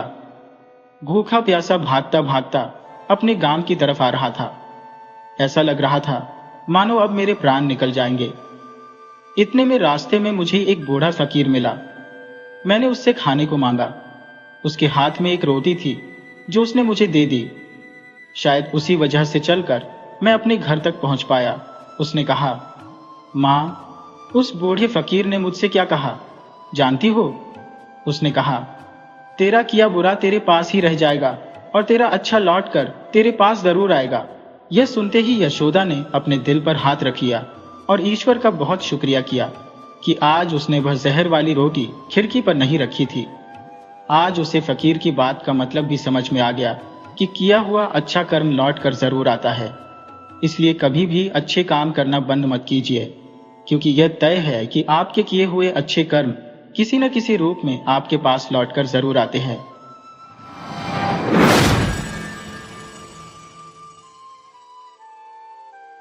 गुजरात के समुद्री तट के समीप स्थित गांव सलाया कभी एक प्राकृतिक बंदरगाह था।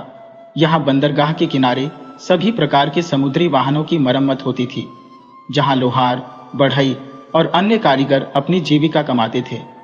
दूर दूर से आने वाले जहाज यहाँ अपना लंगर डालते थे। इस गांव के कई पुरुष इन जहाजों पर काम करते थे और अन्य देशों की समुद्री यात्राओं पर जाते थे।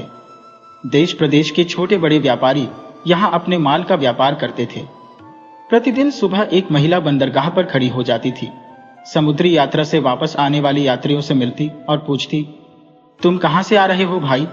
क्या तुमने मेरे पति का समाचार सुना है? जब यात्री उसका नाम पूछते तो वह संकोच में पड़ जाती। उनका नाम जमुना दास है। जब वे गए थे तो लोग उन्हें जमुना कहते थे। यात्रियों का उत्तर अक्सर निराशाजनक होता, नहीं बहन, हमें उनके बारे में कोई जानकारी नहीं है। महिला लंबी सांस लेकर अपने आंसुओं को पोंछती और सिफारिश करती, भाई, जब तुम आगे जाओगे तो कृपया मेरे पति के बारे में पूछताछ करना। अपने लोगों से भी यह अनुरोध करना और इस गरीब बहन का काम जरूर करना। यात्री उसकी बात सुनकर वादा करते, हाँ बहन, इसमें कोई कठिनाई नहीं है। महिला अन्य आने वालों की प्रतीक्षा में समुद्र की ओर नजरें टिकाए रखती। जब कोई दूसरा यात्री वहां से गुजरता तो वह फिर से पूछती, क्या आपने जमुना दास सुमरीवाला को देखा? उत्तर में वही निराशाजनक उत्तर मिलता, नहीं बहन, हमने नहीं देखा। तो आपके पति कितने साल पहले गए थे? भाई, यह 15 वर्ष हो गए हैं। विवाह मंडप से ही वे चले गए थे। तो फिर बहन, कोई बातचीत हुई? नहीं भाई, न कोई पत्र, न कोई समाचार। एक यात्री ने सांत्वना देते हुए कहा, समुद्र देवता है, वे किसी को अधिक दिन नहीं रख सकते। आज नहीं तो कल तुम्हारे पति लौट आएंगे। तुम्हारे मुंह में घी शक्कर भाई, लेकिन कृपया थोड़ा ध्यान रखना, महिला ने कहा। वह कैसा दिखता है? महिला ने नीचे देखते हुए कहा। वह गोरे और मजबूत है, पर मैंने उन्हें ध्यान से नहीं देखा। ऐसा कैसे हो सकता है बहन? भाई, मैं 8 वर्ष की थी जब मेरा विवाह हुआ और वे 16 वर्ष के थे। उनके पिता ने दोबारा विवाह कर लिया और घर में झगड़े होने लगे। तब मेरे पति ने अलग घर बसाने के लिए परदेश में जाकर कमाई करने का निर्णय लिया और यात्रा पर निकल पड़े। मैंने सोचा कि जब तक मैं घर संभालने योग्य बनूं, वे वापस आ जाएंगे, लेकिन अब तक नहीं आए। सागर यात्री सागर के वफादार और साहसी होते हैं। सागर पर उनकी अटूट आस्था होती है। वे आश्वासन देते हुए कहते हैं, बहन, मैं नए सफर पर जाता रहता हूं। अवश्य ही तुम्हारे पति की खोजबीन करूंगा। बाकी सब समय का फेरबदल है। आज दुख है तो कल सुख भी होगा। मैं भी इसी आशा पर जीवित हूं। पिछले 5 वर्षों से सलाया की बंदरगाह पर यह महिला नित्य एक ही सवाल पूछती थी। उसका नाम नाथीबाई था। वह खेलाराम की पुत्री और पंदाया के हरिश्चंद्र की पत्नी थी। गेलाराम की मृत्यु हो चुकी थी और उनके पीछे नाथीबाई और उसकी मां ही अकेली बची थी। मां बेटी गांव में अनाज मजदूरी करके अपना जीवन यापन करती थी। नाथीबाई का पति जमुना दास विवाह के तुरंत बाद ही परदेश चला गया था। पुत्र के ब्याह के बाद उसके पिता ने स्वयं भी पुनः शादी कर ली। घर में नई सासू आई और झगड़े होने लगे। वर्षों तक यही चलता रहा। नाथीबाई रोज बंदरगाह पर जाकर नए मर्दों से अपने पति के बारे में पूछती थी। ये बात गांव में फैल गई और एक दिन सासू ने झगड़ा किया और नाथीबाई को उसकी मां के पास भेज दिया। मां बेटी के बीच भी इस बात को लेकर काफी खींचातानी हुई। नाथीबाई चुपचाप समुद्र के किनारे जाकर पति की खबर लेने लगी। दिन बीतते गए, महीने बीते और वर्षों बीत गए। जमुना दास को गए हुए 15 वर्ष हो गए थे। न उसकी कोई खबर आई, न कोई चिट्ठी। धीरे धीरे उसकी आशा टूटने लगी। धीरज कमजोर पड़ने लगा, परंतु श्रद्धा नष्ट नहीं हुई। मां बेटी का जीवन संघर्षमय बन गया था। अचानक एक दिन आशा की एक किरण जगी। एक सुबह एक आदमी नाथीबाई के घर आया और पूछा, बहन, अब तू सागर किनारे क्यों नहीं आती? 2 दिन से राह देख रहा हूं, तू नहीं आई, इसलिए आज मैं आया हूं। नाथीबाई ने उस आदमी को पहले भी कई बार देखा था और उससे अपने पति के बारे में पूछताछ करती रहती थी। क्या भाई, है कोई समाचार? समाचार तो है बहन, परंतु अच्छा नहीं है। क्या? रोज यही कहती थी, इसलिए मैंने मुंबई में जाकर पूछताछ की और आखिरकार पता लगा ही लिया।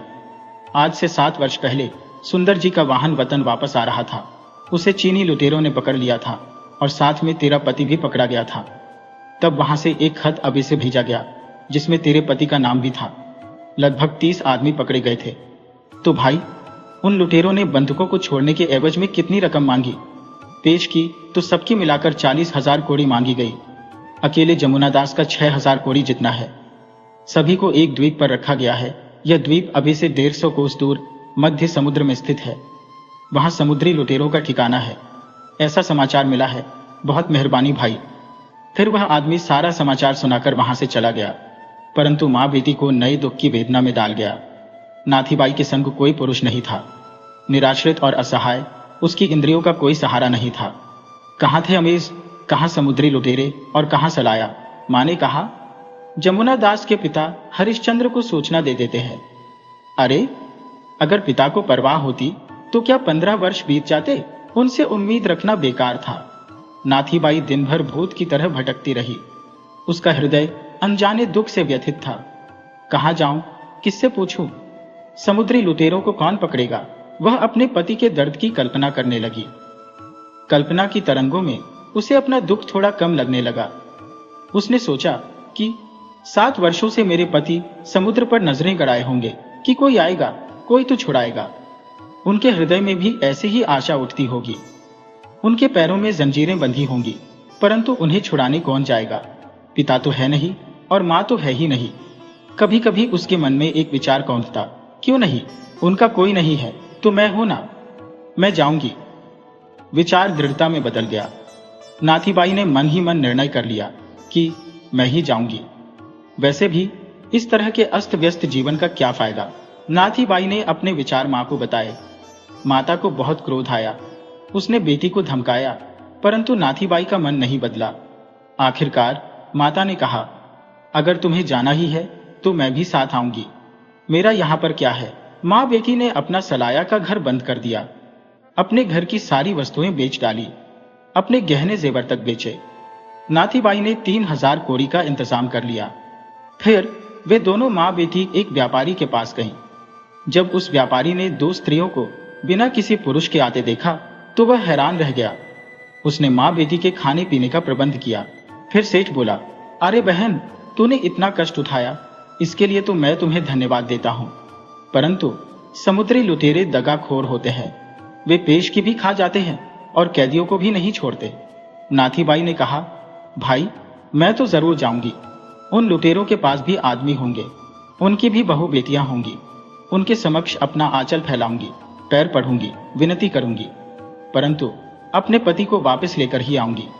तुम कृपया मेरे लिए एक समुद्री वाहन की व्यवस्था कर दो। उस व्यापारी की आंखों में आंसू आ गए। वह बोला, मैं तुम्हारी हिम्मत को धन्यवाद देता हूं, परंतु लुटेरों के पास अपना समुद्री वाहन कौन भेजेगा? नाथीबाई ने कहा, कोई भी उपाय करो। टूटा फूटा तेल जैसा कोई भी समुद्री वाहन मुझे चलेगा। मैं जिंदगी भर तुम्हें आशीर्वाद दूंगी। तब सेठ सिर पर हाथ रखकर सोचने लगा और बोला, बहन, अगर तेरी मदद नहीं की तो भगवान को मैं क्या मुंह दिखाऊंगा? तुम ठहरो, मैं सांझ तक कुछ व्यवस्था करता हूं। शाम तक सेठ ने एक भारी रकम चुकाकर उनके लिए एक नौका का इंतजाम कर दिया। फिर सेठ बोला, बहन, मैं तुम्हें रोकूंगा नहीं, पर अकेले जाने भी नहीं दूंगा। यह मेरा इकलौता पुत्र हासम है, इसे तुम्हारे साथ भेजता हूं। यह उन लुटेरों और तुम्हारी भाषा दोनों जानता है, तो यह तुम्हारी मदद जरूर करेगा। रात के समय में नाथीबाई, उनकी माता और सेठ का जवान बेटा हासम, ये तीनों यात्री उस नौका पर रवाना हो गए। 3 दिन की लंबी यात्रा के बाद वे उस द्वीप पर पहुंचे जहां समुद्र के बीच लुटेरे अपनी मजबूत किलेबंदी में रहते थे। द्वीप के चारों ओर लुटेरों ने कठोर पहरा लगा रखा था। पहरेदारों ने नौका को रुकवाया। वाहन को द्वीप कार्यालय जाने वाला जानकर किनारे पर ही रोक दिया गया। नाथीबाई, उनकी माता और हासम किनारे पर उतरे। 2 औरतों को देखकर लुटेरों का मुखिया अचंभित हुआ और वाहन के करीब आया। हासम चीनी और मलाई दोनों भाषाएं जानता था। उसने दोनों औरतों के आने का कारण विस्तार से मुखिया को बताया। मुखिया यह सुनकर बहुत ही चकित हुआ। मुखिया ने नाथीबाई के सिर पर हाथ रखा और बोला, यह सौराष्ट्र की एक लड़की जो अपने पति की खोज के लिए यहां आई है, यह अद्भुत है। धन्य है तेरी पति भक्ति और श्रद्धा। तू लुटेरों के किले में क्यों आई है? क्या तुझे मालूम नहीं कि हम लुटेरे हैं? हम तुझे पकड़कर तेरा बुरा हाल भी कर सकते हैं। तुझे डर नहीं लगता? हाशिम ने नाथीबाई की बात मुखिया को उसी की भाषा में समझाई। मुखिया नाथीबाई को देखता रहा। नाथीबाई बोली, हाँ भाई, इसे समझा दो कि मैं मनुष्य जाति में विद्यमान ईश्वर पर विश्वास लेकर यहाँ आई हूँ। तुम्हारी भी बहन बेटियां होंगी, उन्हें याद करके मेरे पति को छोड़ दो या फिर मुझे पकड़ लो। मेरे लिए दोनों ही बराबर है। हम पति पत्नी दोनों मुक्त हो जाए या दोनों कैद हो जाए, किसी भी दशा में रहने के लिए मैं तैयार होकर आई हूँ। मैं तुम्हारी बेटी जैसी हूँ, जैसा तुम्हें तुम्हारा ईश्वर करे तुम वैसा करो। नाथीबाई की दृढ़ता और उनके अंदर छिपी उत्कंठा को देखकर लुटेरों का सरगना अत्यंत प्रभावित हुआ। उसने सौराष्ट्र के बंदियों को पेश करने का आदेश दिया। सरगना की आज्ञा से बेरियों में जकड़े हुए 25 वृद्ध और युवक सरगना के सामने लाए गए। सभी प्रेत के समान दिख रहे थे। मुखिया ने कहा, बहन देख लो, इनमें तेरा पति है या नहीं। नाथीबाई ने एक एक करके उन 25 कंकाल पुरुषों पर दृष्टि डाली। उनके चेहरों पर पीला पीलापन और सूखी हुई चमड़ी देखकर उसने अनुमान लगाया। सरगना ने जोर से आवाज लगाई, जमुना दास, अगर कोई है तो सामने आए। 30 साल के होते हुए भी 60 साल के बूढ़े जैसे दिखने वाला एक व्यक्ति आगे बढ़ा। नाथीबाई ने उसे पहचान लिया और अपनी मां की ओर देखा। उनकी मां की आंखों से अश्रु बहने लगे। नाथीबाई बोली, हाँ भाई, यही है। इतना कहकर नाथीबाई ने सरगना के पैरों में वह धनराशि रख दी जो वह साथ लाई थी। मुखिया ने उसे रोकते हुए कहा, बस बहन, बहुत हुआ। हमारे यहाँ की बर्बरता और निर्दयता की बातें सुनकर मर्द भी कांप जाते हैं। फिर तू इतनी दूर से चलकर यहां तक आई है। तेरे जैसी पवित्र औरत की कुर्बानी मैं समझता हूं। अगर हमारे घर में तेरी जैसी मां, बहन या बेटी होती तो हम लुटेरे नहीं बनते। इसीलिए पुत्री, यह धनराशि अपने पास ही रख ले और अपने पति को ले जा। मैंने उसे बहुत कष्ट दिए हैं, मुझे माफ कर देना। नाथीबाई सरगना के सामने झुक गई और हाथ जोड़कर विनती करने लगी, यह बाकी सभी कैदी भी मेरे देश के बंधु हैं, इन्हें भी मुझे दे दो। मुखिया ने सभी कैदियों को मुक्त करने का आदेश दिया।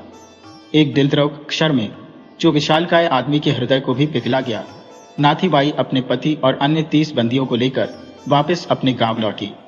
इस प्रकार नाथीबाई ने अपने पति को लुटेरों के चंगुल से मुक्त कराकर अपने गांव में सुख शांति से जीवन बिताया।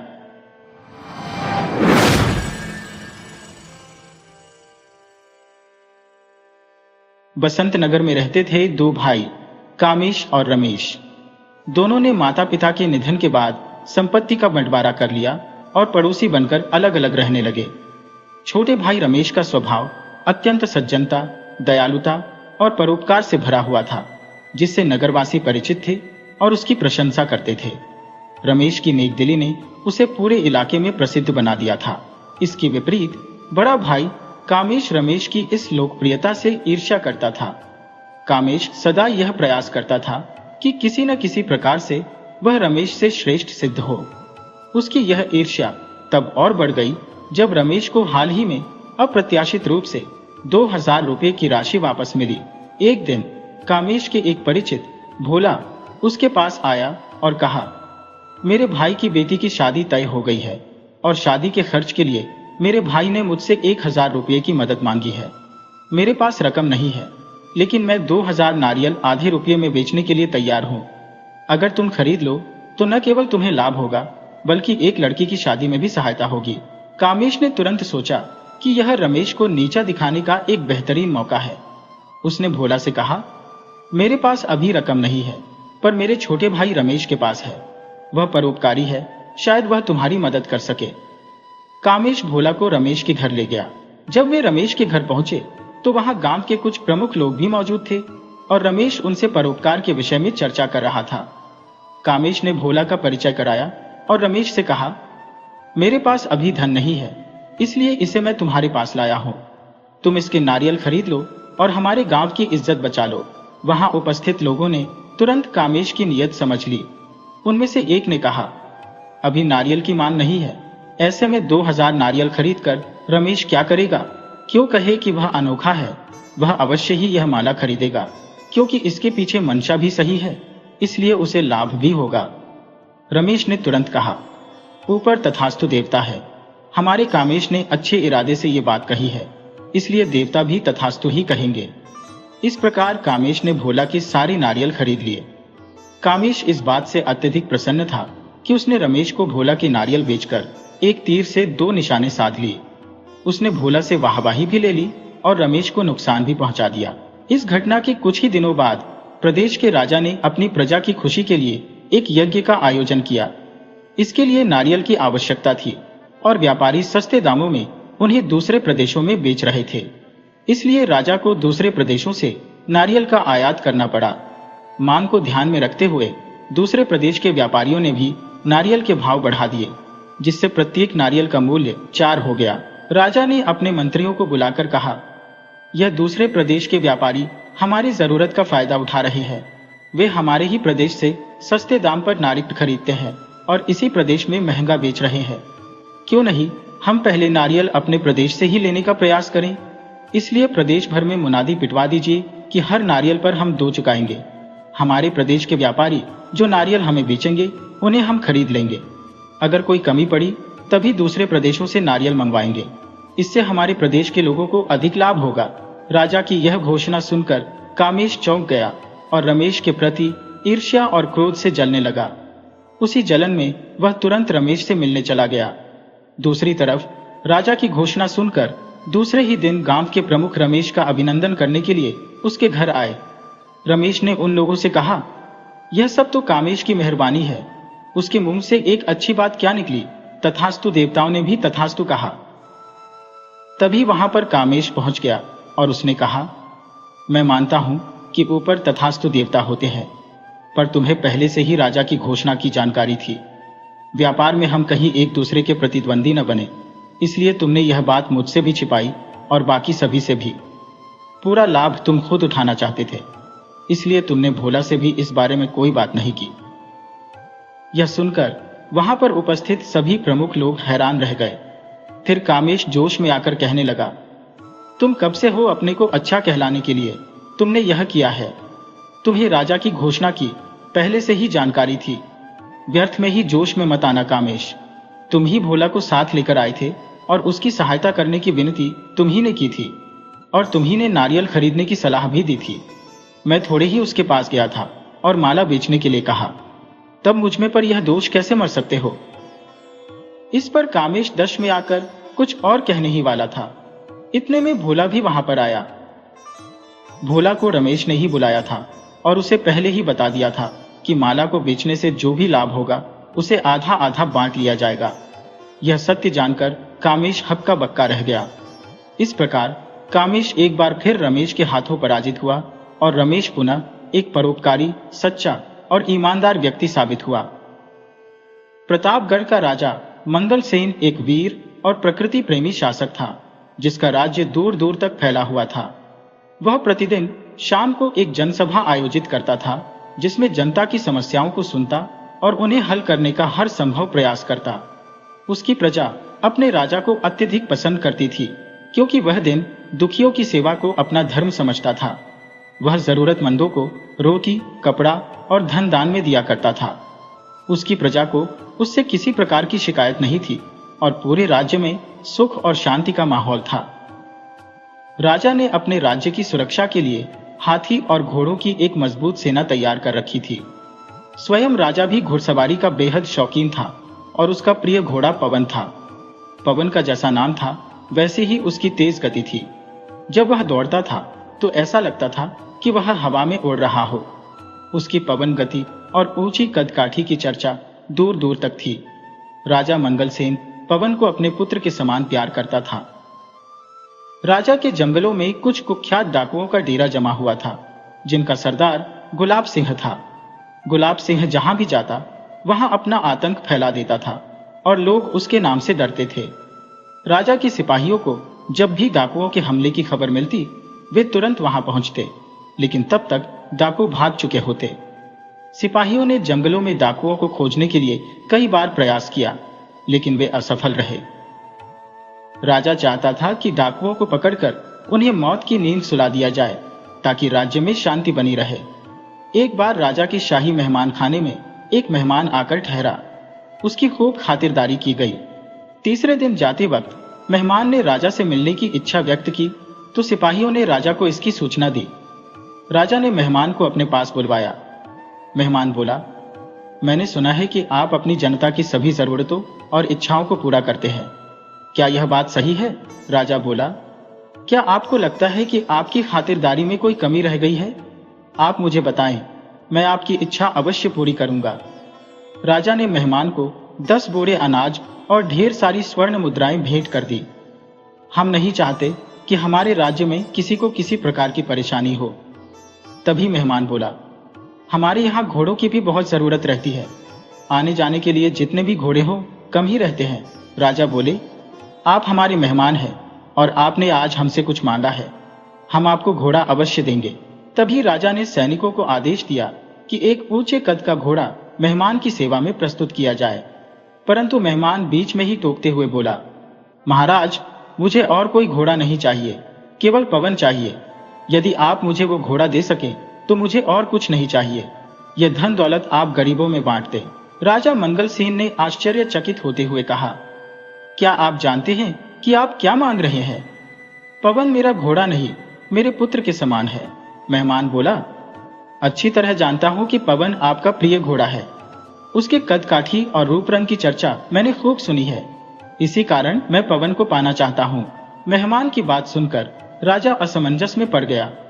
उसे मेहमान की बात पर भीतर ही भीतर क्रोध आ रहा था, परंतु वह समझ नहीं पा रहा था कि मेहमान को पवन के लिए कैसे मना करे। राजा को चुप देखकर मेहमान बोला, रहने दीजिए, मैं आपका घोड़ा पवन एक दिन खुद ही हासिल कर लूंगा। फिर मेहमान ने अपनी नकली दाढ़ी उतार ली और कड़क आवाज में बोला, आपकी जिंदा दिली की चर्चा सुनी थी और इसी कारण मैं चला आया। खैर, मेरा नाम गुलाब सिंह है। अब मुझे आपसे न घोड़ा चाहिए और न ही धन दौलत। मैं अपने बलबूते पर ही इसे हासिल कर लूंगा। राजा के सिपाही गुलाब सिंह के पीछे दौड़े, परंतु वह कुछ ही क्षणों में आंखों से ओझल हो गया और सिपाही देखते ही रह गए। इसके पश्चात राजा बहुत ही चौकन्ना रहने लगा। उसने पवन की देखभाल के लिए कई पहरेदारों का इंतजाम कर दिया। ये सिपाही दिन रात पवन के आसपास पहरा देते रहते। धीरे धीरे कुछ माह बीत गए, लेकिन कोई घटना नहीं घटी। राजा और सिपाही निश्चिंत हो गए कि यह डाकू गुलाब सिंह की गीदड़ भभकी थी जो पूरी नहीं हो सकी। यद्यपि राजा ने पवन के पास से पहरेदारों को नहीं हटाया था। एक दिन राजा मंगल सेन अपने मित्र सोहन पाल के साथ सुबह की घुड़सवारी करने के लिए निकले। दोनों लोग काफी देर तक घोड़े दौड़ते रहे। जब दोनों थकने लगे तो लौटने का निश्चय किया। तभी राजा मंगल सेन की निगाह एक आदमी पर पड़ी जो जमीन पर गिरा हुआ था और उसका खून बह रहा था। राजा ने सोहन पाल से उसे और इशारा किया और दोनों लोग अपने घोड़े से उतरकर उस आदमी की तरफ चल पड़े। वह आदमी तेजी से खड़ा हो गया और उसने एक खंजर राजा पर तान दिया। राजा को इतना मौका भी नहीं मिला कि वह अपनी तलवार निकाल सके। राजा ने ध्यान से देखा कि यह आदमी वही है जो उसके यहाँ मेहमान बनकर आया था और स्वयं को डाकू गुलाब सिंह बता रहा था। राजा कुछ बोलता इससे पहले ही वह कूदकर पवन पर सवार हो गया। एक पेड़ के पीछे छुपा हुआ उसका एक साथी निकल कर आया और वह झट से सोहन पाल के घोड़े पर जा बैठा। डाकू गुलाब सिंह बोला, मैंने जो आपसे वादा किया था वह पूरा कर रहा हूँ और आपका घोड़ा छीन कर ले जा रहा हूँ। राजा के कुछ कहने से पहले ही गुलाब सिंह और उसके साथी ने घोड़े को दौड़ाने की कोशिश की, पर पवन अपने मालिक को पहचानता था और आगे बढ़ने से इनकार कर दिया। पवन ने अपनी अगली दोनों टांगें ऊपर उठाकर जोर से झटका मारा, जिससे गुलाब सिंह नीचे गिर पड़ा। सोहन पाल के घोड़े ने भी गुलाब सिंह के साथी को गिरा दिया। मंगल सेन यह दृश्य देख रहा था, पर वह कुछ नहीं बोला। गुलाब सिंह और उसके साथी ने कई बार घोड़े पर चढ़कर भागने की कोशिश की, लेकिन घोड़े ने हर बार उनके प्रयास को निष्फल कर दिया।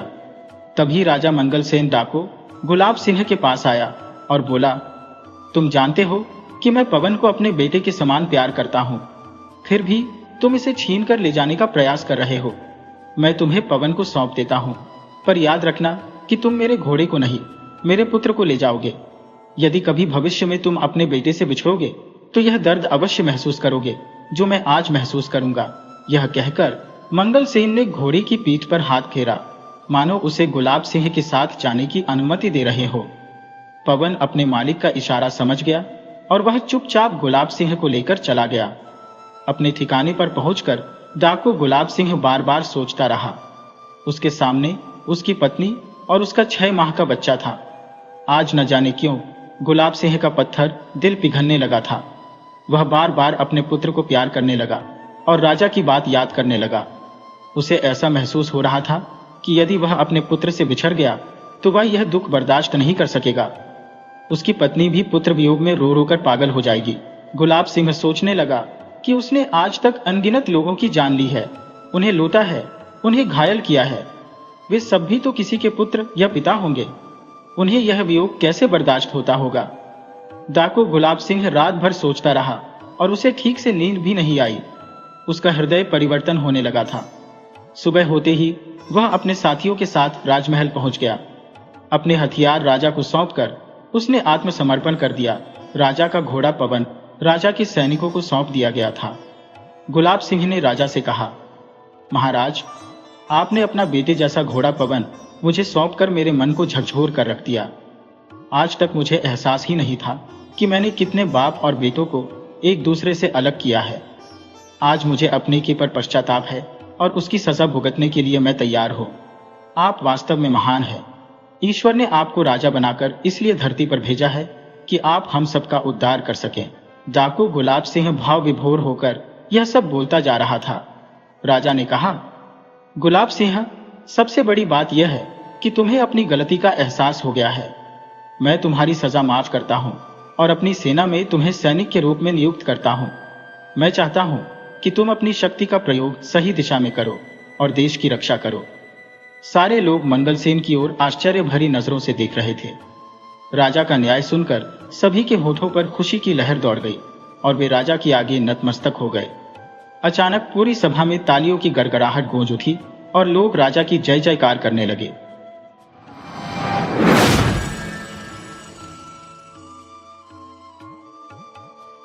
राम प्रकाश जी की निगाहें अपनी पत्नी सुधा पर जमी थी, जो बुखार में भी रसोई के काम में जुटी थी।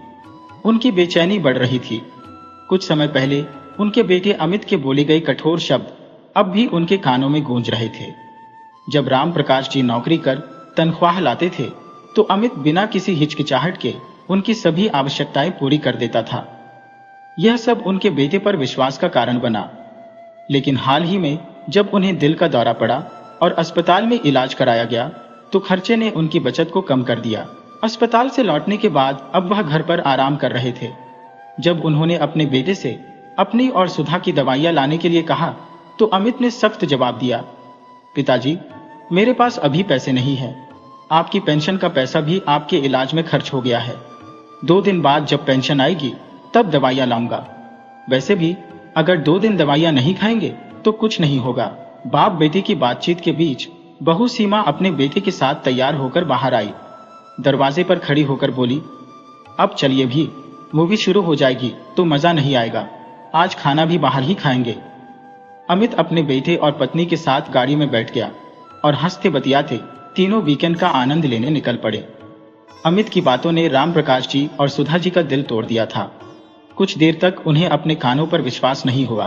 बीमारी की हालत में भी सुधा जी अपने और अपने पति के लिए खाना बनाते हुए सोचने लगी कि यही बेटा बचपन में जब बीमार पड़ता था तो उसके पिता कई किलोमीटर पैदल चलकर उसकी दवाई लाते थे। जब उसे बुखार होता तो सुधा जी रात भर उसके सिर पर पट्टियां करती थी, तब तक उन्हें नींद नहीं आती थी। आज उसी बेटे को अपना वीकेंड हमारी दवाइयों से ज्यादा महत्वपूर्ण लग रहा है। सोचते सोचते सुधा जी खाना बनाकर अपने कमरे में ले आई। राम प्रकाश जी का उदास चेहरा देखकर बोली, अजी, आप चिंता मत कीजिए, कल सुबह मैं बैंक से कुछ पैसे निकाल लाऊंगी और दवाइयां भी ले आऊंगी। राम प्रकाश जी ने कहा, अरे नहीं सुधा, मेरे पास कुछ पैसे पड़े हैं, बैंक जाने की जरूरत नहीं पड़ेगी। कल ही मैं टहलते हुए चला जाऊंगा और दवाइयां ले आऊंगा। राम प्रकाश जी और सुधा जी का एक बेटा और एक बेटी थी। बेटी की शादी 2 साल पहले ही कर चुके थे। राम प्रकाश जी को रिटायर हुए 1 साल ही हुआ था और इतने कम समय में ही वह अपने बेटे और बहू के लिए बोझ बन गए थे। अगले दिन शाम को सैर करते हुए राम प्रकाश जी दवाइयां लेने के लिए निकल गए। सोचने लगे कि शादी के कुछ सालों में ही उनका बेटा पराया हो गया। वह अनायास ही अतीत की यादों में खो गए। जब उनका बेटा पढ़ लिख कर अच्छी मल्टीनेशनल कंपनी में नौकरी पर नियुक्त हुआ था तब वे कितने खुश थे और खुद को कितना भाग्यशाली समझते थे। अपने बेटे की शादी के लिए वे कितने उत्साहित थे। उन्होंने कभी यह मान नहीं रखी थी कि लड़की नौकरी पेशा हो या घरेलू, उन्हें कोई असुविधा नहीं थी। बस लड़की का स्वभाव अच्छा होना चाहिए ताकि वह परिवार के सभी सदस्यों के साथ मिलजुल कर रह सके। बेटे की शादी की जिम्मेदारी राम प्रकाश जी ने सुधा पर ही छोड़ दी थी और सुधा जी हमेशा यही चाहती थी कि अमित अपनी पसंद की लड़की से ही शादी करे। मां द्वारा पूछे जाने पर अमित ने बता दिया कि वह एक लड़की को पसंद करता है जो उसकी कंपनी में काम करती है। अमित द्वारा अपनी पसंद बताए जाने पर सुधा जी और राम प्रकाश जी ने उनकी शादी के लिए सहमति दे दी। उन्हें सीमा का व्यवहार और उसके परिवार के लोग बहुत अच्छे लगे। देखते ही देखते वह दिन भी आ गया जब सीमा उनके घर दुल्हन बनकर आई। 2 दिन बाद ही अमित अपनी पत्नी सीमा के साथ घूमने फिरने के लिए चला गया। जब वे लौटे तो सीमा बहुत सारे तोहफे खरीद कर लाई थी, लेकिन वे तोहफे ससुराल वालों के लिए नहीं बल्कि अपने मायके वालों के लिए थे। उस समय उन्होंने यह बात सोचकर टाल दी कि नई नई शादी हुई है तो लड़की का झुकाव अपने मायके की ओर रहता ही है। शादी के 2 दिन बाद ही बेटे और बहू ने अपना ऑफिस ज्वाइन कर लिया था। सुधा जी हर रोज सुबह सुबह उठकर अपने बेटे और बहू का टिफिन बना देती थी और दोनों के लिए नाश्ता भी तैयार रखती थी। अमित और सीमा दोनों एक साथ ही दफ्तर के लिए निकलते थे। कुछ दिनों तक सब कुछ ठीक चला, लेकिन फिर सुधा जी ने महसूस किया कि उनकी बहू सीमा घर के कामों में बिल्कुल भी दिलचस्पी नहीं लेती थी। रात को वह अमित के साथ घर आती और सीधे अपने कमरे में चली जाती। रात के खाने का इंतजाम भी सुधा जी ही करती थी और सीमा केवल खाना खाने के लिए बाहर आती थी। खाना खाकर वह फिर से अपने कमरे में चली जाती थी। सुधा जी और राम प्रकाश जी दोनों ने महसूस किया कि उनकी बहू उनसे बात करने में भी रुचि नहीं लेती थी। शुरू में तो उन्हें लगा कि शायद नया माहौल होने के कारण वह ऐसा व्यवहार कर रही है, लेकिन शादी के 1 साल बाद जब उसने बेटे को जन्म दिया तब भी उसका व्यवहार वैसा ही रहा। यहाँ तक कि जब उसकी ननद अनु भी उससे मिलती तो वह उससे भी अच्छे से बात नहीं करती थी। अनु ने भी महसूस किया कि उसकी भाभी उसके साथ बात करने में बिल्कुल भी दिलचस्पी नहीं दिखाती थी। यह बात सुधा जी और राम प्रकाश जी के मन को बहुत खटकती थी।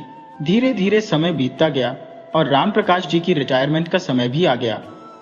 रिटायरमेंट के बाद राम प्रकाश जी और सुधा जी एक पार्क में योगा क्लास अटेंड करने लगे और शाम के समय राम प्रकाश जी कोई ना कोई किताब पढ़ने के लिए बैठ जाते थे। इस तरह से वे अपनी रिटायरमेंट का बहुत ही अच्छे से उपयोग कर रहे थे, लेकिन समय को कुछ और ही मंजूर था। कुछ दिनों बाद ही राम प्रकाश जी के सीने में दर्द रहने लगा और अचानक उन्हें दिल का दौरा पड़ गया। इलाज करवाने में ही रिटायरमेंट से मिले हुए सारे पैसे खत्म हो गए और साथ ही घर में उनके लिए मान सम्मान और इज्जत भी खत्म हो गई।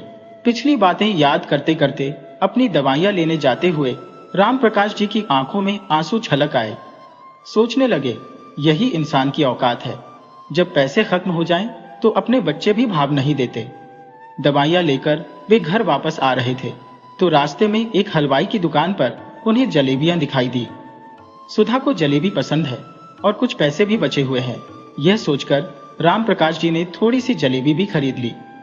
शाम के समय जब बेटा और बहू घर आए तो राम प्रकाश जी अपनी पत्नी के साथ जलेबियों का आनंद ले रहे थे। यह सब देखकर बेटा भड़क उठा और बोला, आप जानते हैं कि जलेबियां आपकी सेहत के लिए ठीक नहीं है। एक तरफ हम दवाइयों पर पैसा खर्च कर रहे हैं और दूसरी तरफ आप ही उल्टी सीधी चीजें खा रहे हैं। हद हो गई चटोरेपन की। इतने में राम प्रकाश जी ने कहा, बेटा, मैं दवाइयां लेने गया था और रास्ते में जलेबियों की दुकान पर जलेबियां बनती देखी तो तुम्हारी माँ के लिए थोड़ी सी जलेबियां ले आया था। यह सुनकर बहू बोली, लेकिन कल तक तो आपके पास दवाई के लिए पैसे नहीं थे, तो आज ये जलेबियां कहां से आ गईं? राम प्रकाश जी ने उत्तर दिया, बहू, मेरे पास कुछ पैसे पड़े हुए थे, उन्हीं से ये लेकर आया हूं। और वैसे भी मुझे नहीं लगता कि मुझे तुम्हें इस बात के लिए कोई सफाई देने की जरूरत है। बहू ने ताना मारते हुए कहा, हम दिन भर काम करके पैसा कमाकर लाते हैं और आप यूं ही उड़ा रही हैं। एक तो आपकी बीमारी के कारण रिटायरमेंट के सारे पैसे खत्म हो गए, ऊपर से दवाइयों के खर्चे के कारण हम पर आपका बोझ बढ़ गया है। अमित ने पिता को जली कटी सुनाई तो बहू ने भी ताना देते हुए कहा, पिताजी, आप ऐसे फालतू बैठकर अखबार पढ़ते रहते हैं, इससे अच्छा आप कोई नौकरी क्यों नहीं कर लेते? कुछ आमदनी भी हो जाएगी और वैसे भी जब तक हाथ पैर चल रहे हैं तब तक कोई ना कोई काम करते रहना चाहिए। राम प्रकाश जी और सुधा जी अपने बेटे बहू के इस अंदाज और उनकी बातें सुनकर हैरान रह गए। राम प्रकाश जी बोले, कैसी बात करती हो बहू? हम दोनों क्या तुम लोगों के ऊपर अब बोझ हो गए हैं? हाँ मां जी, बोझ नहीं तो और क्या। कोई भी बेकार और खाली इंसान दूसरे इंसान के ऊपर बोझ ही बन जाता है। जब पिताजी बाहर जाकर दवाइयां ला सकते हैं तो बाहर जाकर नौकरी क्यों नहीं कर सकते? बहू के मुंह से इतनी अपमानजनक बातें सुनकर राम प्रकाश जी को तो जैसे काटो तो खून नहीं। उन्होंने अपने बेटे की तरफ देखा। वह चुपचाप खड़ा था, जैसे पत्नी की बात में ही अपनी सहमति जता रहा हो। उधर सुधा जी को यह सोचकर हैरानी हो रही थी कि जिस आदमी ने हमेशा डटकर काम किया था, जिसकी ईमानदारी के चर्चे पूरे शहर में होते थे, जिसने अपने बच्चों की शिक्षा के लिए कोई कमी नहीं छोड़ी, उस आदमी के स्वाभिमान को कितनी ठेस पहुंची होगी। यह सोचकर सुधा जी ने पीछे मुड़कर देखा तो हैरान रह गई। उनके भैया और भाभी दरवाजे पर खड़े थे। उनके चेहरे के भाव से यह साफ दिख रहा था कि उन्होंने सारी बातें सुन ली हैं। जैसे ही सुधा जी ने अपने भाई की तरफ देखा, वह अपने आंसुओं के सैलाब को रोक ना पाई। भैया और भाभी रात को राम प्रकाश जी के घर पर ही रुके। अगले दिन सुबह जब अमित अपनी पत्नी के साथ नौकरी पर चला गया तो सुधा जी राम प्रकाश जी से कहने लगी, अब हम इस घर में एक पल के लिए भी नहीं रहेंगे। यह सुनकर सुधा जी को शांत कराते हुए उनका बड़ा भाई बोला, सुधा, यह तुम कैसी बातें करती हो? ये घर आप दोनों का खरीदा हुआ है और आप दोनों इस घर को छोड़कर क्यों जाएंगे? अगर किसी को जाना ही होगा तो वह आपका बेटा और बहू होंगे। उन दोनों की बातों ने राम प्रकाश जी और सुधा जी को बहुत हौसला दिया, लेकिन जब वे चले गए तो घर में शांति सी छा गई। सुधा जी वैसे ही खाना बनाती रही। अमित और सीमा बेशर्म बनकर नाश्ता करते, अपना टिफिन ले जाते और रात को खाना बाहर से ही खाकर आते। राम प्रकाश जी के दिमाग में क्या चल रहा था यह कोई नहीं जानता था। वह रोज सुबह निकल जाते और शाम को घर वापस लौटते। सुधा जी भी जब पूछती तो यही जवाब देते कि वक्त आने पर बताऊंगा। एक दिन राम प्रकाश जी ने घर पर एक छोटी सी पार्टी रखी। अपने कुछ दोस्तों को बुलाया। बहुत दिनों बाद घर पर खुशी का माहौल बन गया। घर का माहौल देखकर बेटा और बहू हैरान रह गए। सोचने लगे कि ऐसा क्या हो गया जो घर पर ये सब लोग आए हुए हैं। पिताजी, आज कोई पार्टी है क्या जो आपके दोस्त घर पर इकट्ठा हो रहे हैं? अमित ने पूछा। राम प्रकाश जी ने कहा, इतनी भी क्या जल्दी है बेटा, अभी थोड़ी देर में बताता हूँ, सब्र करो, लो जलेबियां खाओ। जब सब लोग पहुंच गए तो राम प्रकाश जी के एक मित्र ने कहा, अरे भाई, अब राज खोल भी दो कि तुमने हम सबको यहाँ पर क्यों बुलाया है। तब राम प्रकाश जी बोले, आज बहुत खुशी का दिन है। तुम यकीन नहीं करोगे कि इस बूढ़े निठल्ले और लाचार आदमी को भी नौकरी मिल सकती है। अब मैं बेकार आदमी नहीं हूँ और सबसे बड़ी बात यह है कि अब मैं किसी पर बोझ नहीं हूँ। अब मैं अपना और अपनी पत्नी का पूरा खर्च उठा सकता हूँ और किसी की हिम्मत नहीं कि मुझे बूढ़ा और बेकार कह सके। यह कहकर उन्होंने अपने बेटे और बहू की तरफ देखा और अपने मित्र सतीश कुमार का आभार व्यक्त करते हुए बोले, आज मेरे मित्र के कारण मुझे नौकरी मिल पाई है। इन्होंने अपने दफ्तर में मुझे अकाउंटेंट की नौकरी दे दी है, जहां मेरा वेतन भी बहुत अच्छा है और इसी खुशी में मैंने आज सबके लिए पार्टी रखी है। सभी लोग खा पीकर और बधाइयां देकर चले गए। जब सब लोग चले गए तो राम प्रकाश जी ने अपने बेटे और बहू को बुलाया और कहा, बेटा, यदि आज तुम अफसर बनकर खड़े हो तो इसमें मेरा और तुम्हारी माँ का बराबर का योगदान है। तुम्हारी माँ ने दिन रात तुम्हें पढ़ाने के लिए प्रेरित किया और तुम शायद यह भूल रहे हो कि मेरे रिटायर होने से पहले तक घर का खर्च मेरी तनख्वाह से ही चलता था और तुम अपनी सारी तनख्वाह बचा लेते थे। आज यदि हमारी दवाइयों पर कुछ पैसे खर्च करने की बात आई तो तुमने हमें कोड़ा जवाब दे दिया। तुम्हें शायद हमारी आवश्यकता नहीं है, लेकिन हम दोनों को एक दूसरे की बहुत ही आवश्यकता है। तुम तो जब चाहे घूमने निकल जाते हो और बाहर खाना खाकर आते हो, लेकिन हम दोनों एक दूसरे का ही सहारा है। अपने पिता की बातें सुनकर अमित को अपनी गलती का एहसास हो रहा था और वह मन ही मन बेहद शर्मिंदा भी हो रहा था, लेकिन बहू के चेहरे पर शिकन तक न थी। राम प्रकाश जी ने उन्हें आदेश दिया, बेटा, तुम दोनों 15 दिन के अंदर अंदर अपने लिए नया मकान देख लो, क्योंकि मैं अपने इस घर में अपनी मर्जी के अनुसार रहना चाहता हूँ। मैं नहीं चाहता कि मेरे घर में ऐसे लोग रहें जो मुझे बेकार समझते हैं। अब यह बूढ़ा स्वाभिमान के साथ जीना चाहता है। यह सुनकर अमित सन्न रह गया और बहू का मुंह खुला का खुला रह गया। बहू बेटा दोनों जानते थे कि मुंबई जैसे शहर में किराए का घर ढूंढने का मतलब है कि आधी तनख्वाह उसी में निकल जाएगी और घर के बाकी खर्चे अलग से। अमित ने अपनी पत्नी सीमा को माफी मांगने के लिए कहा तो दोनों एकाएक माता पिता के चरणों में गिर पड़े और बोले, हमें माफ कर दीजिए पिताजी, हमसे बड़ी ही गलती हो गई। अमित बेटा, हमें तुमसे कोई गिला नहीं है, लेकिन तुम्हारे पिताजी जो भी कह रहे हैं वह भी गलत नहीं है।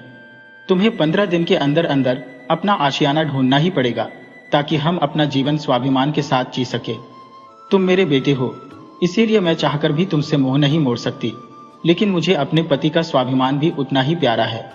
बेटा, हम भारतीयों का दिल कुछ ऐसा ही होता है कि बेटा कितना भी बुरा क्यों ना कर ले, उसके लिए अच्छा ही सोचते हैं। इसीलिए हम दोनों ने यह फैसला लिया है कि जब तक हम जिंदा हैं, इस मकान पर हमारा हक रहेगा और हमारे मरने के बाद यह मकान तुम्हारा होगा। आज अमित और सीमा को अपने की पर पछतावा हो रहा था। आज उन्हें समझ में आ रहा था कि अपने पिताजी के स्वाभिमान को ठेस पहुंचाकर उन्होंने कितनी बड़ी भूल कर दी थी।